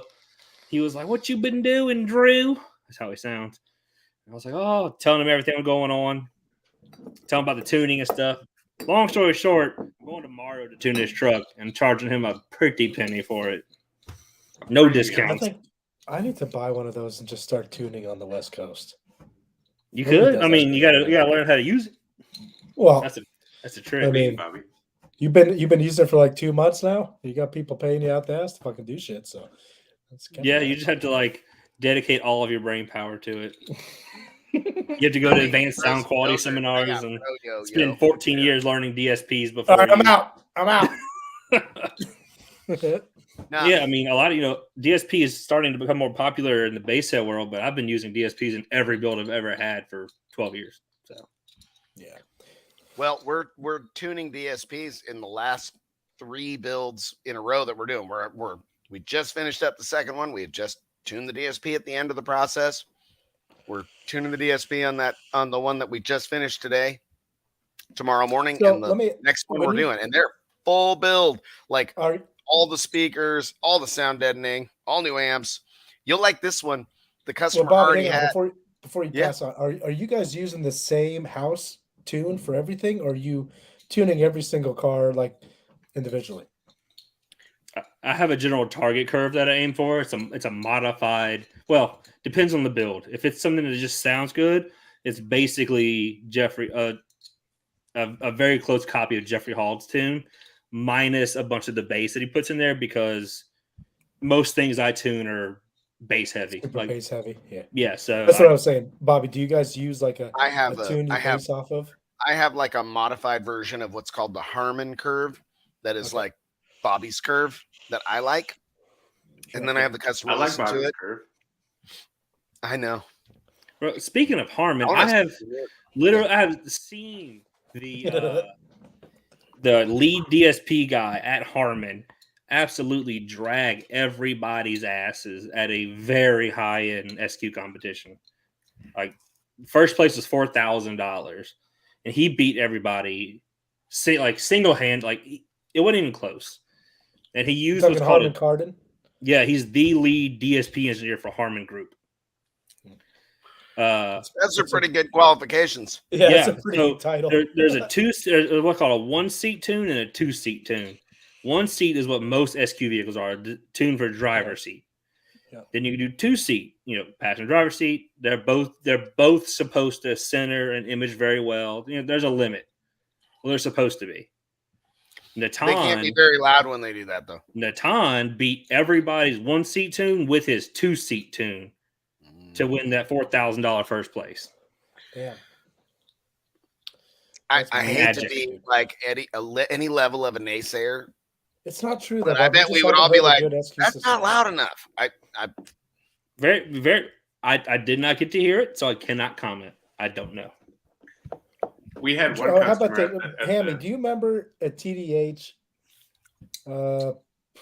probably 19, that dude that won like every SQ category? He had that like 67 Impala. Remember what I'm talking about? He was on that. He was on one of the shows on Discovery Channel. He was like the lead audio guy. But I kind of know what you're talking about, but I can't like specifically place it. Okay, well, you would know if you didn't get a demo of the car, but Bobby always says SQ cars aren't loud, and this thing fucking sounded like I was at a concert. I was so impressed by it. So you just, I guess you just I'm not saying that they're all not loud. It's just that almost every single one of them that I've ever been into. You definitely have to. Be a part of the right side of SQ, because most SQ vehicles are quiet until you hang around the MTI guys or like Taylor Gardner or Brad Knobloch, the guys around here, me or James locally. Yeah, we'll kill your cat back.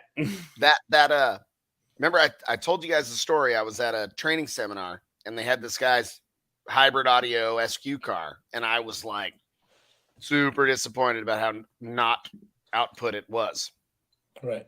I am absolutely killing it. It's a frozen yogurt and it's like coffee flavor with vanilla. Sir, he's in California. You think he's eating ice cream? That is Italian frozen yogurt, hand frozen gelato in Italian. Yep. Italian with Heath Bar and rainbow sprinklers. And he bought it from Whole Foods. Absolutely. It's a place next door to the grocery store. Anyway, I don't know what ice cream he had while I was there, but it was so good. At this year, that same car had an all Dyne Audio build in it with fucking 3 12s in a infinite baffle. It had 10-inch mid-bass infinite baffle drivers in the kicks. Fucking tweeters, the 4-inch diameter tweeter with a 4-inch mid on the A pillars, like on axis. And he's giving me a demo and he's playing it, and it's fucking, and it sounds like it was the best sounding thing I've ever heard, and it was fucking beautiful. And I know he won the event. It was fucking amazing. And he had it up pretty loud. And I was like, and I did the same thing I did to him when I was at that seminar like 3.5 years ago. And I was like, can you give me a little more? And he's like, yeah, I'll turn it up to 0 for you. And he like beep bobbles around in his head. And I'm all, man, don't break it or anything. He's like, no, but I'm gonna do it, everything it'll do without any distortion. And it'll be like as loud as it'll get. I'm like, why don't you always do that? He's like, they don't like it. I'm all, And he fucking cranked it, and it was banging, and it sounded fucking insane. I was like, no, I agree with you. I got the little tingly, and I was like sitting in there for a minute smiling, and all of a sudden this dude's all banging on the window, and he's like all sour face. He's telling him to turn it down. I'm like, oh, I got you in trouble. There was another vehicle 2 cars over, and they were judging, and his car closed up. Drew, let me ask you, since you're into awesome. SQ, it fucking amazing, and I loved that. Why is that a thing? Like, I agree with Bobby. I've been to a couple SQ shows, and when they're getting judged, they got the thing on the windshield, and you can't hear anything outside the car. Like, why is it that output isn't a thing? Like, rattles are a big part of it, and maintaining resonating. Yeah, that rattles, reflections.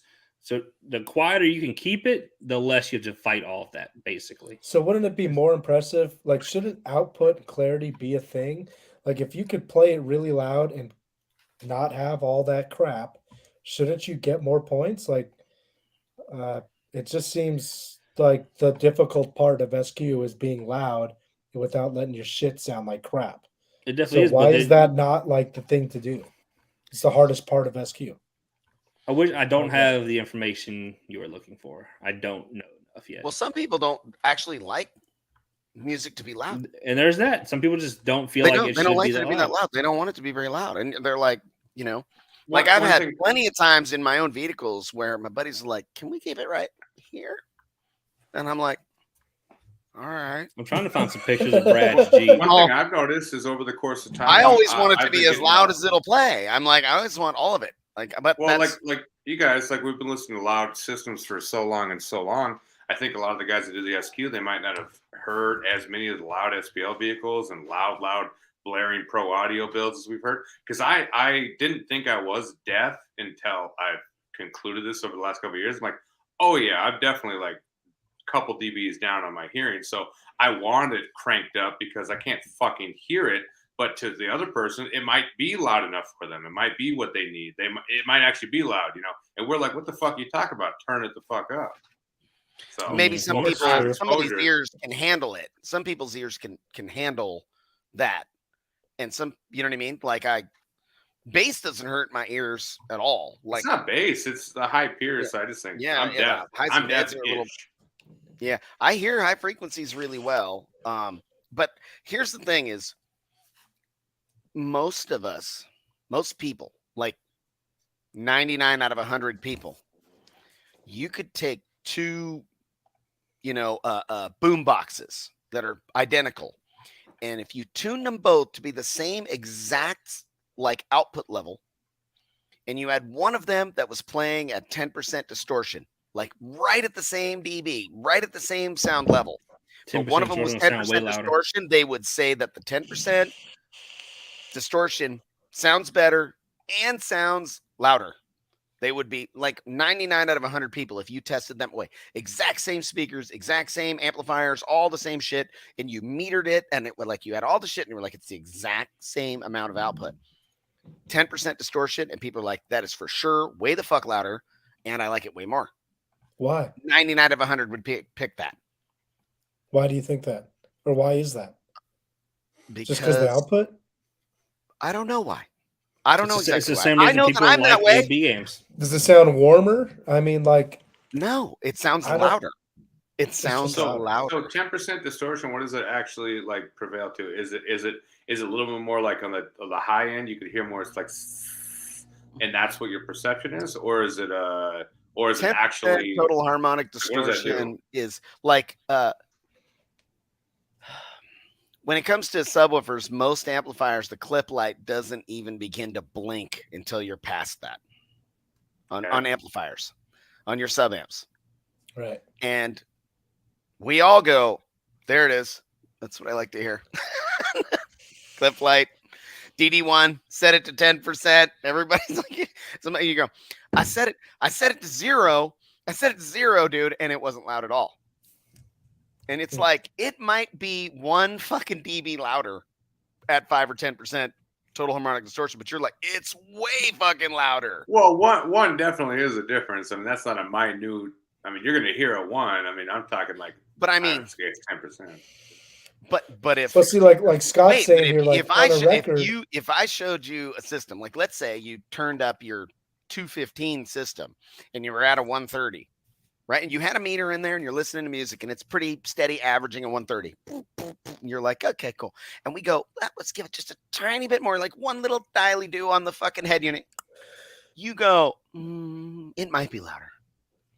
You might think it's louder, but if you were already at like a 48 and it had 0 fucking distortion and you clicked it that little tiny bit more and it's making just a tiny bit more power and that's only 1 dB louder, but now it has some distortion. Now it has fucking 5% total harmonic distortion. You'd be like, it's way fucking louder. What's that? Hey, pull up the screen I'm sharing real quick. So that is 218 on this stuff. Infinite baffle. Nice. In a Jeep. Yeah, I've seen that before. What is that in? That's Brad Knobloch's Jeep. And it's got a nice beauty trim panel over it later and shit, obviously. No, it still looks like that. It does? This is like built. That's like 2 years ago. With the floor cut out? Yep, the entire. So there's a picture of him standing where that is, because that is completely. I like how he's got the kicks. So it's like a real dash. So that looks fucking badass. That is 12-inch infinite baffle mid basses and 6.5-inch infinite baffle. 6.5. What year Jeep is that? Like a 16? Yeah, it's a newer Jeep. Yep. He's like, fuck that dash. Yeah, this is the guy who built the pillars I currently have in the last set. He's pretty local to me, dude. This thing has maybe 3 minutes of tuning, and it is astounding. And you want to talk about loud? He sent a video to a group chat the other week of a 17 hertz note, just the front window just like flapping as he tries to roll it up. So, what does the mid bass sound like being infinite baffle like this? Does it still have a lot of punch and kick to it? Yeah, I mean, it's cool. 212. Oh, yeah, no, infinite baffle. I know, but usually infinite baffle a lot of power, like crazy a lot impact. Yeah, they're great. Yeah, so these are the big ground 0 amps. I guess they're super nice. No idea. And then his subs peak at 19 hertz, I think. Damn. Oh yeah, like if you're standing behind the vehicle when he's giving someone a demo, it sounds like you're sitting in a mid 130. Okay, so yeah, that's like Hank's, and they got the whole open back, the infinite baffle. So yeah, so his underneath here is like a metal mesh and like some wool and stuff to keep the sub safe from the road grind because he drives. This is daily. Huh. Yeah, I couldn't find any more finished picture. Be like, oh, this is finished. So the floor is gutted. Did it go to the floor? Yeah, so I could find that photo again. Yeah, it's all the way up. Hell yeah, baffle and like the car is the box. Yeah, no, that makes more sense. I was trying to think of like, does he have the hatch open slight? I'm like, no. No, give me a second. I can find this photo pretty quick of him standing in there. Right. Taylor Gardner posted it recently, saying, "What USPL guys know about this?" What truck was that at one of the surfs there? He had, I think he had the same. He had the hybrid audio. I think the subwoofers they did. I think the 18s, and he was running on way more power. But I think he gutted the floor down. I thought they were in a box, so they weren't infinite baffle. But he cut the floor out and did a box underneath the truck there with two 18s, and that was really loud. Remember that one, Steve, at one of the surfs? It was a really pretty Good looking build, well finished. It was like an F-150 as well. Do you remember that one? A couple years back. Not really. It was my memory's bad. Yeah, it's okay. We're all shot sometimes. So Drew, you'll like this one. Customer, that's awesome. Oh hell yeah! I mean, like he like this. He's like, fuck this truck. This was 2 years ago. So I mean, the truck couldn't have been 3 or 4 years old at that point. Yeah, I don't get that. He's like, no, we're doing it. I'm like, okay, for sure. That's pretty gnarly. That's commitment right there. Oh yeah, no, Brad's about that action, bro. Oh look, fuck! Don't tell me I lost it. Damn it! I had a fantastic photo of him. Oh, well. Like a hole cut all the way through the car. WilliamEngateTechnology.com. Like you made a hole in the car. That's what this guy is. He's in the hole. I'm guessing so. Someone to do an infinite baffle. It would work good in that car if you really sealed off that. If you made that baffle and you cut out the bottom of the back of that fucking Z28, that would work real good. And you just completely seal it off, yeah. I mean, then you'd be fucking banging. Yep. I got some. I got a couple of fails. If you guys want to go over a couple of those, let's go over some fails. Okay. While he's bringing that up, Drew, one of the trucks we're working on, he had a fancy custom box with some shallow mount JLs and a downfire, and he also had the JL stealth box in the center console of his 2016 Chevy truck, and his fancy downfire shallow mount, TW3 box that he hated. He burned his subs up again and was disappointed and wanted that out of there. We're doing one of ours, but we're using the front center sub as more like a mid bass. So we crossed it over above 50 hertz up to like 300, and then we're tuning that. And Colt is like, this is super fun. He's like having a lot of fun with the tuning stuff after, working with you a bit. And he was showing me how this thing sounded. I was like, fuck, I'm going to start telling people we should do this front center console, and use it as a mid bass sub, because this is just fucking clean. I'm just waiting. Hey, if it works, it works. I mean, you remember, I don't know if you remember the doors in the Goat, the Jeep, when it had all kicker stuff, but we used, there was 8 of the shallow mount 8s subs that we used for mid bass. Kind of same. That's what I have in the front doors. The VOW the Green Monster. I use Pioneer shallow mount 8s it was a previous version of what the build was kind of gonna be, but it happened to have an 8-inch Pioneer shallow mount and then a 5 1/4 and 2 tweeters custom doors that we built in the Green Monster, and then I just kept using them because they existed. So they're still in the truck now. Yeah, I think we tuned just like you did. I think like 50 to 300 for those the subs, or whatever. Yeah, and then then the 6.5s played 300 to like 17 or something, and then tweeters took on from there. But yeah, it sounded awesome. I wish that one of you guys could have done my doors when I had them in there, because I just ear tuned them and they fucking railed and they sounded really good, but they were so not correct and they could have been 10 times better. It could have been better. It was so fucking rad how good they sounded, because they were really what I was trying to do, which is create the whole thing, and it did it did all that shit off just me ear tuning it, and it wasn't right for sure. Yours just needed to be wired differently. It was just wired. That was actually what I did this week. One morning, I woke up early and went and changed the wiring on one door because I noticed it was kind of funky. Changed the wiring on one door. Didn't do anything else. Got rid of an entire 150 hertz null, like a 7 dB null in my response in the Tahoe.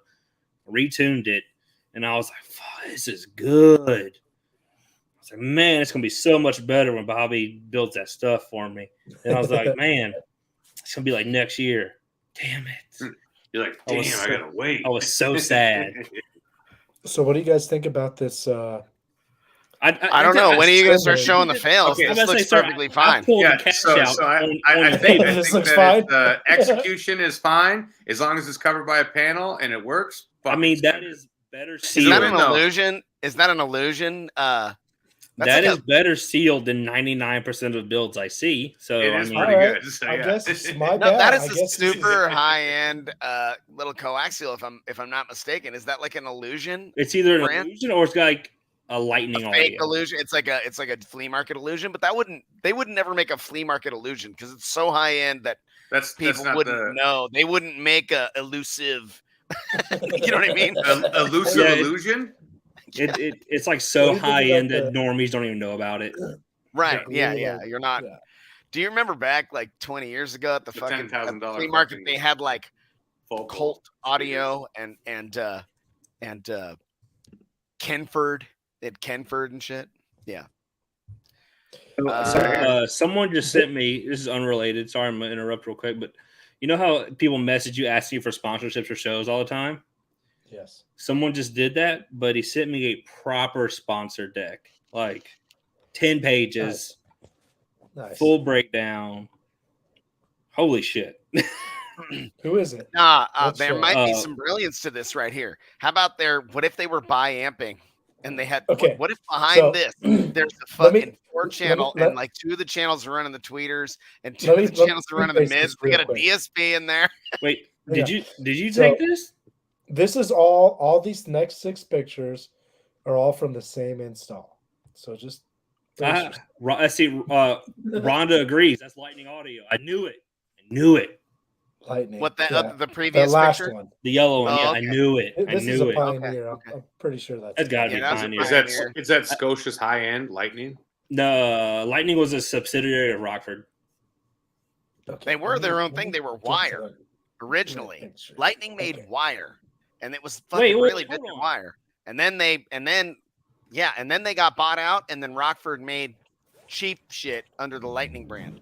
So they took the stock ends and looped it to no reason and added to it. To be honest, I'm not even sure what the fuck. fuck's going on here.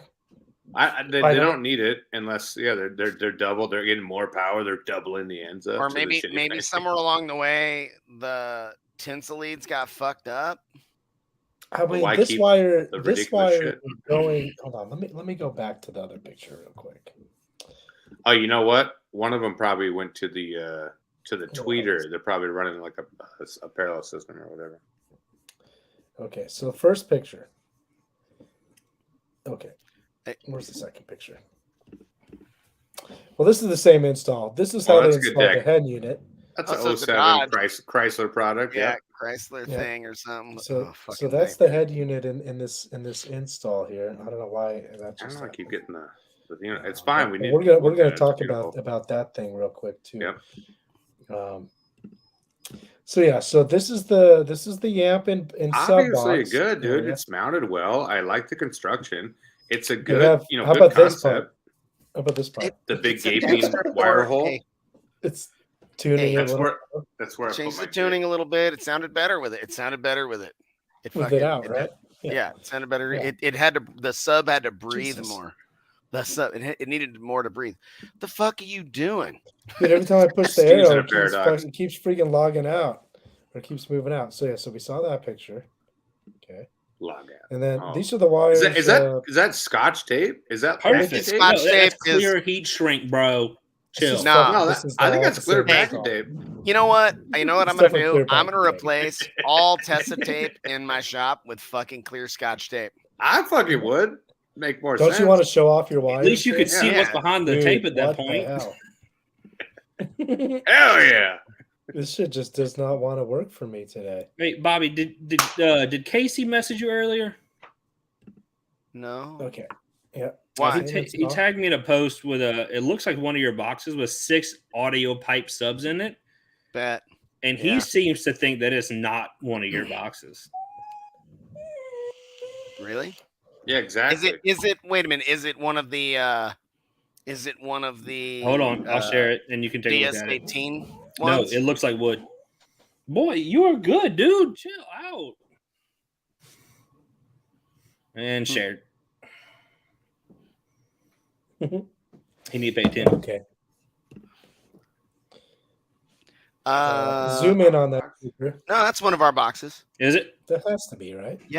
Well, Okay. I mean, you can't copy any harder than that. If you did, I mean, that's fucking crazy. I mean, I would give them kudos if they mocked you and they did that. I'm like, that looks just like ours. Might as well. Fuck. Okay. No, Casey sent it to me. He's like, because he sent me that and sent me a picture, I guess, of an older F-150 port. He's like, the ports don't look the same. He's like, They changed. Who would put audio pipe in the Gately box? I'm like, it's a valid point. No, those look somewhat stout. I saw the Wolf of themselves. They're probably not like horrible. They must be like pretty dirt cheap. They're probably like $98 or something. Yeah. No, we change the boxes frequently now. I don't even like track the revisions except for in the file. I don't say, whoa, we're in revision 10. I used to be like, oh, it's rev 10 of the fucking GM, and then we were like, we're at revision 19, and I was like, fuck it, I'm not gonna even say Bobby, it. What does that box meter like for a standard customer? If I put that in my unit, Steve Mead's truck with his 2500.1 and the B2 audio Rage 6.5s, we did a 140. So it'd be a good beat. Definitely impressive. Keep it under the seat, and do 6.5s and a 2K. You could do some good beat. Eric's truck. Now this is where I'm talking about right here. Hell yeah! So the duels. Scott Dilbeck just sent me this. This is Scott, dude. I'm still not seeing what's wrong with this at all. Like the magnets are going to hold that shit in place. Look at the head unit. Look at the metal bracket that goes over the top of the fucking head unit. Does he have top strapping on it? I like the auxiliary dangle. It's a 73 C10. Oh, this is clearly an MTI truck. Nah, Colt Dunkley is like, bro, C10. Is this Colt's truck? C10. He's fucking jacking off and shit. Oh, it's a C10. It's a C10. Bro, Colt is such a nice person, man. He is. Hanging out with him was great. C10s. It's just a thing. Fucking A, man. So that other picture that kept showing up and every time it closed out was let's talk about that DC sub. So let me bring that up. It's the urn for John. It's dude. I started reading that and I was watching the video and I'm like, oh my god, dude. I'm gonna go ahead and play it. This is the one Rusty posted. Okay. All right, and told you he was gonna make something special, something that we fucking love this. So this is for you guys could hear it, right? The Napoli, which I've referred to as Napoli. I thought it was Napoli. Get it right. So, anyways, what we've done is this is a level 6 DC audio level 6. It is powder coated yellow and black to go with the theme of their build. It is 100% built subwoofer, but it does not work. Why doesn't it work? Because it is blocked off on the inside. So that sits down on the pole. We were asked to make a final resting place for John. So that is what this is. This is a level 6 urn. And so again, something we'd never done before. And if you're going to go to the Memorial October 1st, you will see this here. I am just going to leave the cap off it. So they're going to have to glue that in themselves. But this is it. All finished. Only one ever done for my buddy John. Anyways, I hope you're smiling down looking at it. Yeah, that's so fucking awesome, man. I really appreciate you immensely, man. That's so fucking cool, dude. Like that's it's just This whole fucking 2 weeks have been like still there, man. I mean, that's such a real fucking moment, such a real thing. And the whole first thing community that came together, man. I can't. I still think it back on. I was like, everybody came together. I can't believe the amount of support, man. I love. That's why I fucking love this shit. It's like we're all in it together. Like, so we're all in the sport. So that's cool. Definitely cool. The first thing I thought about when he said that they'll have to glue it on was, damn, I'm glad I'm not the one gluing it, because I've never glued on a straight dust cap in my life, ever. Yeah. I'd have to send it back, but hey, bro, look, I'm gonna mail it back to you. Can you put that dust cap on not crooked? That'd be great. Yeah. I've tried every. I do pretty good. I've tried every tactic, and I can. If you look at any dust cap in the Nitro or the Tahoe, luckily the Tahoes are hidden, but they're all like cockeyed. It's a good thing you don't build subs. Yeah, that's a fact. I didn't do any of the dust caps. We always left Jones woofers. So I don't know. I just put them together. You just did the really, really hard part, and the one little tiny aesthetic thing you shied away. I just make the little tape pieces, and I make two of them. I make two of them instead of just one. A lot of times, Steve makes steering wheels. Okay, I mean, I helped them. I had to heat them shits up with a fucking hammer and bang them shits with a spike bat, like bat. But no, I helped Steve get his woofer hot so we could bang this shit out. But Steve made a steering wheel. I've never made one. I don't think Steve's ever made one, and he made that shit like he's been making them for 20 years. I don't know how you just like did it. So kudos, Steve. You make those. Might as well make steering wheels. Yeah, I can make steering wheel subs. So anybody that wants a steering wheel sub, hit me up. I want a steering wheel sub that it didn't sit there in free air. I just want it to play. You actually want it to work? Yeah, like you put like a 4K sub on it that's just fucking free air, and put like 1,000-watt amp on it. So just like while the no, you got to put the dildo on it, slap on it, so yeah, I mean that's possible. I have to drill through the motor. I mean, it could still happen though. Definitely yeah, you just like mount right to the back and just like, or maybe it's like a clamp that clamps around the motor, and then you just that way, like it's an actual sub. You're like, and it's the backup. Like you're like, oh shit! like one of the subs pull the steering wheel off. We gotta pull it off, and you like got you got the blown one in there. You're like, fuck, I'm cool.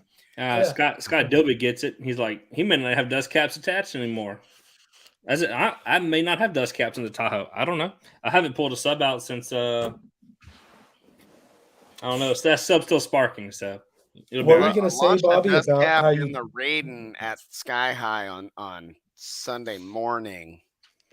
I know exactly when I did it too. All I know is we showed up Saturday and there was a sub already being funky. It's like someone played it really aggressively. For a 2-hour drive all the way there, I was having way too much fucking fun. I showed up on Friday night, right? I'd driven for 2 hours in the Raiden, and I rolled down the window and started talking to Chris from Limitless. And I'm like, hey, what's up? And I'm like, oh shit, I lost my voice. I was fucking screaming with the fucking music. The are so loud. All the way. I'm like, fucking, like driving, rocking out. I'm like, fucking smashing in the rain. And then I'm like, dude, I have no voice. My ears were all ringing. And I was like, that was a lot. That's what I need my Tahoe to be. Well, I don't know, man. What Tahoe do you still have? Is it the black one with like 1612s or 615s? 615s? I'm like, having 64s. Flashbacks of like what fucking Tahoe you have, because there was a sundown. His hand out like I didn't pull out $5,000 in his living room. And then you put it back away. Yeah, you didn't take it.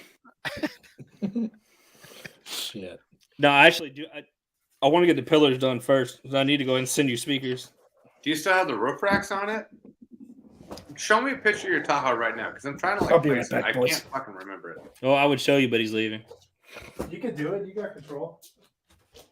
You do? How do we have controls? What do we do? I ain't got control. Oh yeah, I guess we don't. All right, well, like I'm pulling it up. Share the It's damn black. thing. I'll click it in. Share it. Share it to Steve. He'll click it. Working on it. Like Give me a second. he's got the fucking turtle sticking its head out right now. It's like drawn a little shit on It's it. got the roof racks on it. So it's what I thought, but I was thinking of it. Is that it? Yup. I don't fucking remember the goddamn thing. That motherfucker's badass. Do you bring it to a lot of shows, or It's been to every slam for the last 3 years. Every every sundown show. What does it do? So the last time I really went playing with the meter, did a 63.5 at 52 and a 62.2 at 26. I like that dash. The dash is sexy as fuck. Yeah, that's built by Gageworks. That's in fucking Texas. rad, dude. Okay, so you got some nice doors that Steve Duncan built for him too. Do you use the roof racks? No. There you go. Can we take those motherfuckers off next year? Yeah, so that's what's in there now. 6.5s, and just panels. Now this is the one. Now, is this the sun? It isn't the sundown one I saw like 10 years ago that you acquired, is it?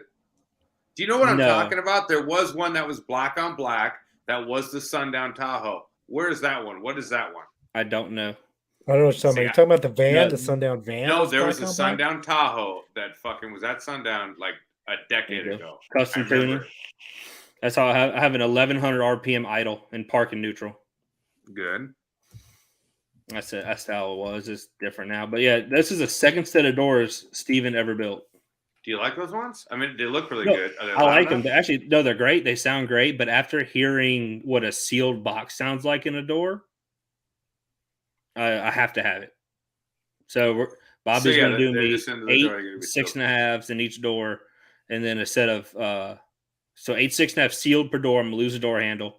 And then the pillars are going to be 4 3s and 4 tweeters per pillar. Okay. So that's why, like with mine, I didn't do sealed boxes, but I did all that second skin, the closed cell foam everywhere to like baffle it out. Paint, bro. And it totally fucking did it. Yeah, it's a clean unit. You got to get rid of that roof rack though. So dude, I love the Z71 roof rack. No. Why, you need it for your shit, right, Hammy? Is that where this? No. It just needs to get the fuck off the Tahoe. It would just look a lot better. This was in the old sundown building. I guess 3 years ago. I showed up with blown subs. I was like, "Hey, I need subs. Can you have some subs waiting for me and swap with me when I get there?" Jacob said, "Hell yeah, man! Just pull in when you get here. Say less." Heck yeah. Though I haven't been to a sundown show in a few years. I got to go next year. So this was super sketch. So this is on the side of I-10 on the way to Mississippi, on the way to Scraping the Coast last year. What are you changing? That's my brother changing a steering half shaft that sheared in half on the interstate going down the road. Well, that's because older Tahoe and you got the big wheels on it. And you don't know it. Running for years. Apparently, it's a much more common issue than I thought. When I started looking into it. Now, what happened to the steering when that failed? Did you have none? None, zero, nothing. Oh shit! Yep, like I could take the steering wheel to spin it, and it. Luckily, dude, when I say the most fortunate situation, we were in bumper to bumper traffic, like 2 miles an hour, and I noticed my steering wheel was sitting really far to the right to go straight. That's weird. So I turn it left and just snaps, just nothing, and it just that little bit of left turn. Aimed it off of the interstate enough that I could creep off the highway. Yeah. Imagine that shit. You're fucking if that traffic at 70 miles an hour. That's it. No, I mean, if that traffic hadn't been there, and it happened at 70 or 75. In a fucking dude.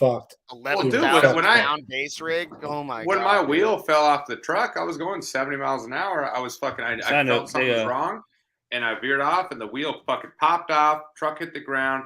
Wheel went flying above me. I fucking skidded off the road there. It was all like perfect timing, all that shit. Like, yeah, definitely. You feel something's wrong. Timing's there for a reason. We're still here for a fucking reason, guys. I should have died 35 times, well over, and we're still here. So I applied for this plate, and they denied it. Neanderthal. Neanderthal. Neanderthal. Yeah, I mean, I couldn't think of a way to type it, but so Louisiana denied this one. They approved sound cue for the other truck though. $247 fee. Yeah, my plate says move air. I don't think it costs that much though. No, dude, Louisiana's high constantly. So, Hammy, if you haven't seen that, you've seen the Nitro, right? No. Yeah, I think the Nitro is what I associate you with. I didn't know you had a Tahoe. I thought it was a sundown Tahoe, but it's a different Tahoe apparently. Oh no, I mean it is all sundown. I'll give it that. Well, no. But I trust me. I'll find it. I'll send it to you later, or you could find it now. There was a certain sundown Tahoe. I don't remember when it was, but it was a long time ago. and I thought that was yours. It could have been yours. It might have been yours. I just am like thinking like it might have been at sundown when I saw it. I don't know, but there definitely was a sundown Tahoe. Yeah, it's a white one. I figured it was white. And what? That's for. See, I don't know. What do you got? Sundown. Are those like? What are those like? V1 nightshades? ZV5. ZV5s. Okay. Nice. There you go. There's some efficiency for you. Power times pretty 4. good. Power times 4. So I was going to say, is that 508 that'd be a world record if it was, right? 508 watts to do a 50, and then whatever that power is times 4 to do a 61.4. Yeah, like if you can do a 60 under 10K, that's what I heard back in the day was like the standard. Like if you're not doing a 60 at 10K or less, then you're not efficient. So we did that with 8 2,000 watt cab amps and a single 80 amp hour battery. That's cool. Which one do you like more? Oh man, they're so different. Like they're really, really different. Why do you have 2 builds? I guess I don't. So I gave the nitro to my brother 2 years ago, I guess. Yeah. Because it was mine originally. I built it in 2016. That's when I first walled it and got back in the car stereo, and then had it for a couple of years.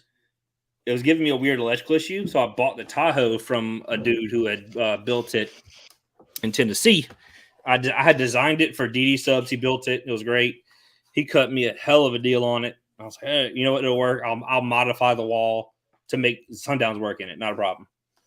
So I paid $3,000 for that Tahoe with the wall in it, the original triple alternator setup, the radio that's in it, whole bunch of stuff. $3,000. I was like, give me that. That's a deal right there, dude. It was. I could I'll fucking smoke. take That's 10 what of you those look right at now. I'm like, fuck.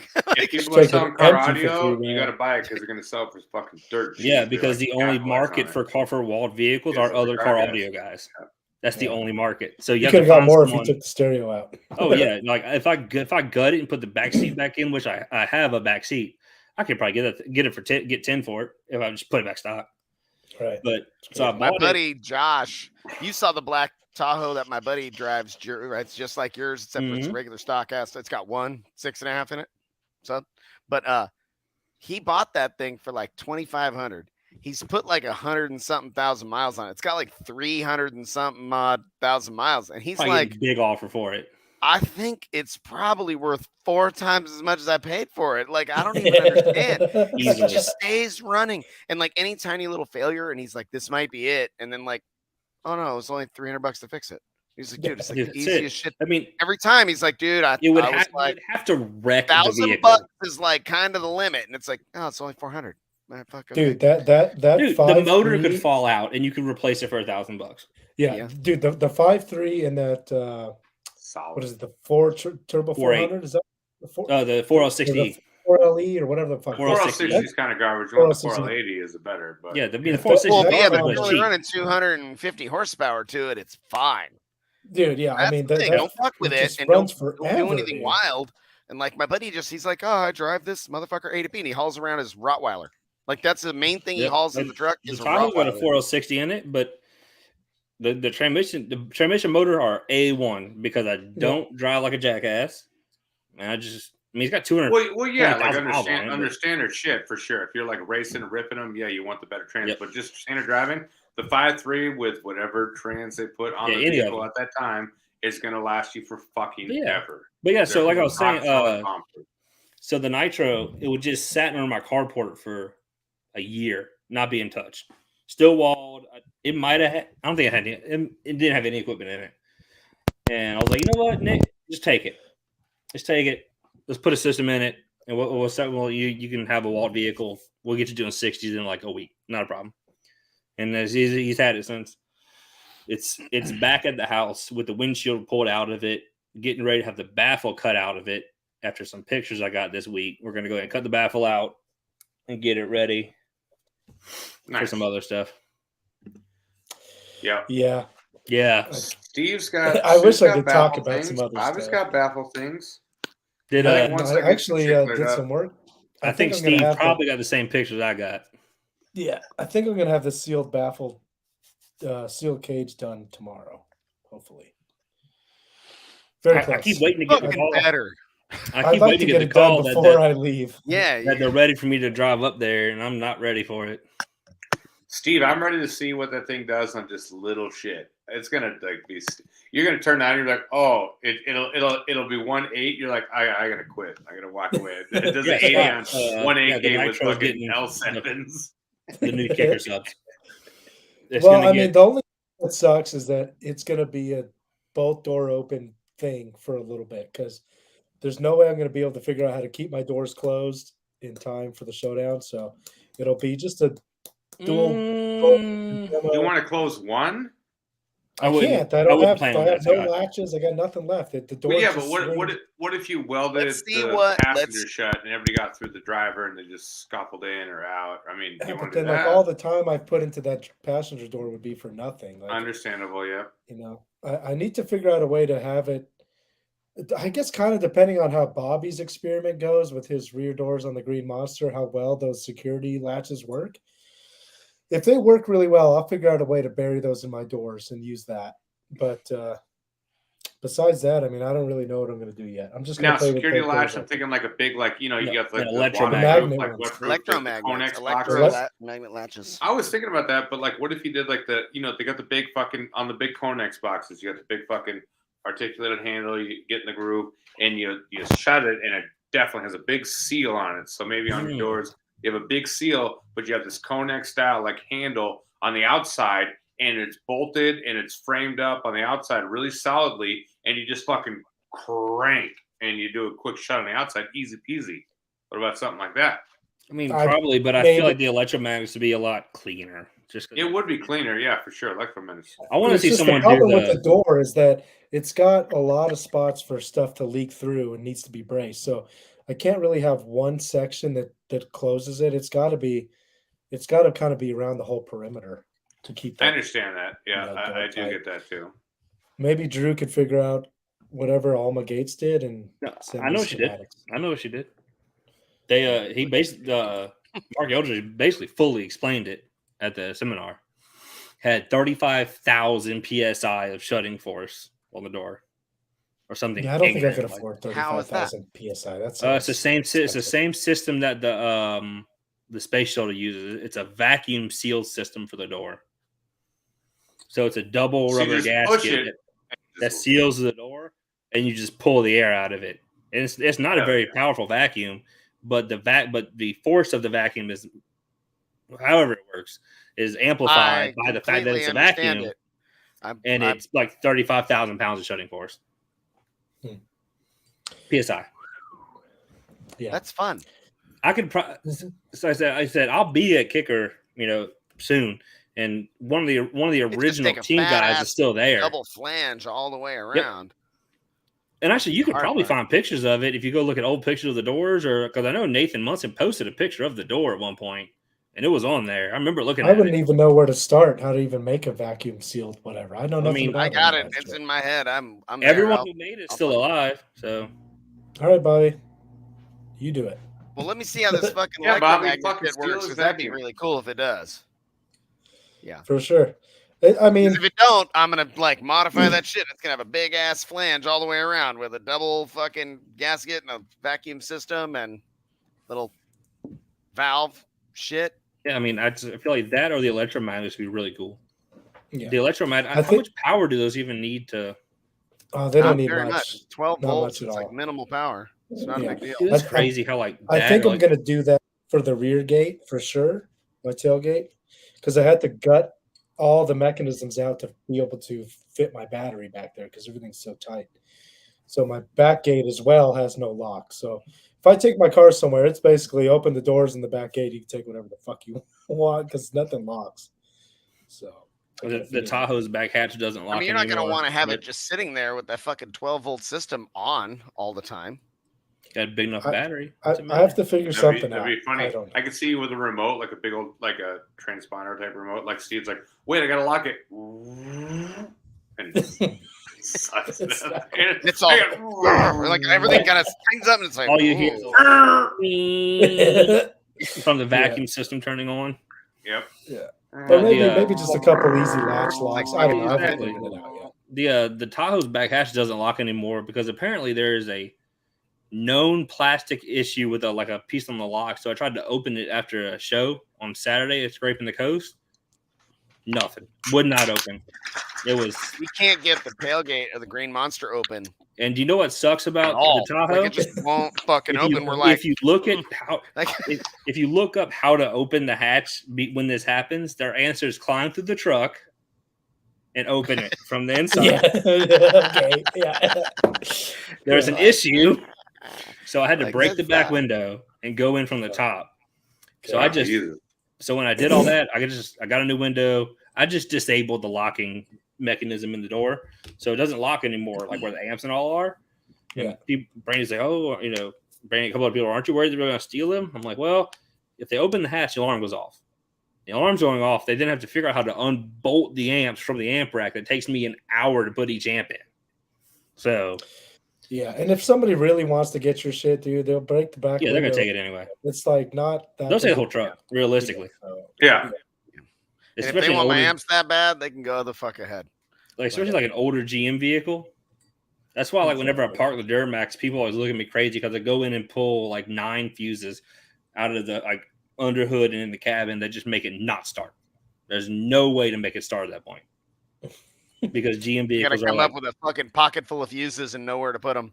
You would have to know exactly where to put them while the alarm is going off, and I'm on the way down because my phone is paging me saying, "Hey, your alarm's going off." Yeah, just a good alarm and some easy locking shit. I'll be good. Yeah, I got the smart start thing, and it's been great. So, boys, we've been cranking along 2 hours and 15 minutes, like our longest show ever, possibly. Well, yeah, because it's now all 4 of us on here. I know, right? So, got more content. Got more original content. Anything else y'all want to add before we cut loose? Myself. There's a show next weekend, isn't there? Yeah, next weekend is let's talk about the shows coming up. Markow Truck Mania in Sacramento at Sacramento Raceway. Me and Sky High will have a big display out there. The whole Sky High rig and shit. A dozen or so cool trucks will be out there that have something to do with us, and it should be a really good time. They're doing some wild shit. They got like mud drags and truck pulls and Sacramento Raceway. Sacktown, fuck yeah. Dope. Any shows going on in your neck of the woods, Drew? Next week or 2 weeks? This weekend, Base Wars Finals in Lafayette, Louisiana. Nice. I think it's Sunday. I'll have to double check with Jordan, but I'm gonna bring the Tahoe and the Duramax out because Brandy's going out of town on a girls' trip Friday, so someone's driving 6 hours for me to tune their stereo Saturday, and then so it's gotta be Sunday. So I think Sunday I'm gonna put the Tahoe in the trailer and drag it all out to Lafayette, and I'll be out there all day Sunday. Oh yeah. Nice. How about you, Ham? Anything going on in the Midwest? Nothing specifically other than just Midwest Finals got to be soon too, right? When's that coming up? It's October. I think it's going to be the 27th here. There, I got to see how that'll prevail there. It's been a weird last kind of year and a half ish. They were going to move locations, but now they're not. And then kind of the couple people I roll with aren't doing the car audio anymore, so it's kind of a pocket there. So I mean, it could be cool to do, but it's definitely right at that cusp of weird time. We're gonna go to SEMA the week after, kind of, or the couple days after, honestly. So I don't know if we'll attend to, but that is coming up. End of October is the finals. Yeah. Sorry, I lied. It is Saturday in Lafayette, Louisiana. Sweet. All right, boys. Well, if anybody's in Louisiana area wants to go to a show Saturday, if anybody's in California area wants to go to Big Truck Show, that's going to be Saturday next weekend. This Saturday, me and Steve are going to go to John Napoli's. Yes, indeed. We should cap on that. Yep. I'll be flying out to SAC Friday morning and then headed back here Sunday. And then next week, I don't know. I sent it to our group. I don't know if you guys saw, but I will not be able to be on next week. So I don't know if we're going to take the week off or if you guys want to figure something out. But we'll figure it out. Yeah, I think we'll figure it out. That'll be just me and Drew just flirting with each other the whole time. I mean, that's what we have to. I have to purposely not call Bobby throughout the week to not be on the phone for 3 hours straight. Yeah. Yeah. No, I gotta be really careful. I'll be like, I'm gonna call Steve. I was like, no, send him a text. Let's just send Drew a text. All right, send both of them a message in the thing. Don't get on the phone. I love it. Saves it for this time that we have. When I'm at the shop, Bobby, there's, maybe a chance we could do a little screwing around with the windshield that we talked about. Yeah. Maybe do some content creation. I don't know if we have any time for any of that shit, given that I get there like noon. Yeah, remember I sent you the template? You got the template? Oh, yes, of course. Maybe. Yeah. Maybe. Yeah. But yeah, I'm we can excited at to least come out there look and at see the that shop. shit. But I'll be, you'll see all the wild shit going on at the shop on Friday. We got guys reconing subs and we're taking apart the grill and the tailgate of the Raiden, and we're designing wild shit and making funny parts for John Rabby's build. And it's a pretty wild fucking place. And you'll probably get to hear both of those trucks that we just got done building that I was talking to you guys about earlier. So you'll see some cool stuff. And then we're gonna Eric Hazelton, Monkey Box, is gonna let us steal his Lexus on I hear Friday. that is also a sick ass car, but I haven't seen it. Dude, it's fucking dope. It's just What do you mean all his shit's so cool like that. What the fuck? Steal it for how long? Fucking stud, man. You drive up to Oregon? Yeah, he's gonna let us take it up to John's thing. Nice. It's like, it's like a fucking super cozy, comfy, big body, fucking badass Lexus. It's got 8 6.5s and a 4th order. Hell yeah. Oh, yeah. Yeah, Sweet. on a 5K. It's okay. It's fucking You're gonna be badass. jamming. Yeah, Sweet. yeah. Hell yeah. All right, All right, cool. Well, guys, have a nice night. Stay see you next shitting on week. them. See you next week. See you maybe later. Be good. You guys have a good Thanks time. a lot, Hammy. Appreciate having you on. Yeah, definitely. I'm gonna be here. Ain't dead yet. So, Yeah. love you guys. Yeah. Later, guys. Later, guys. See y'all soon.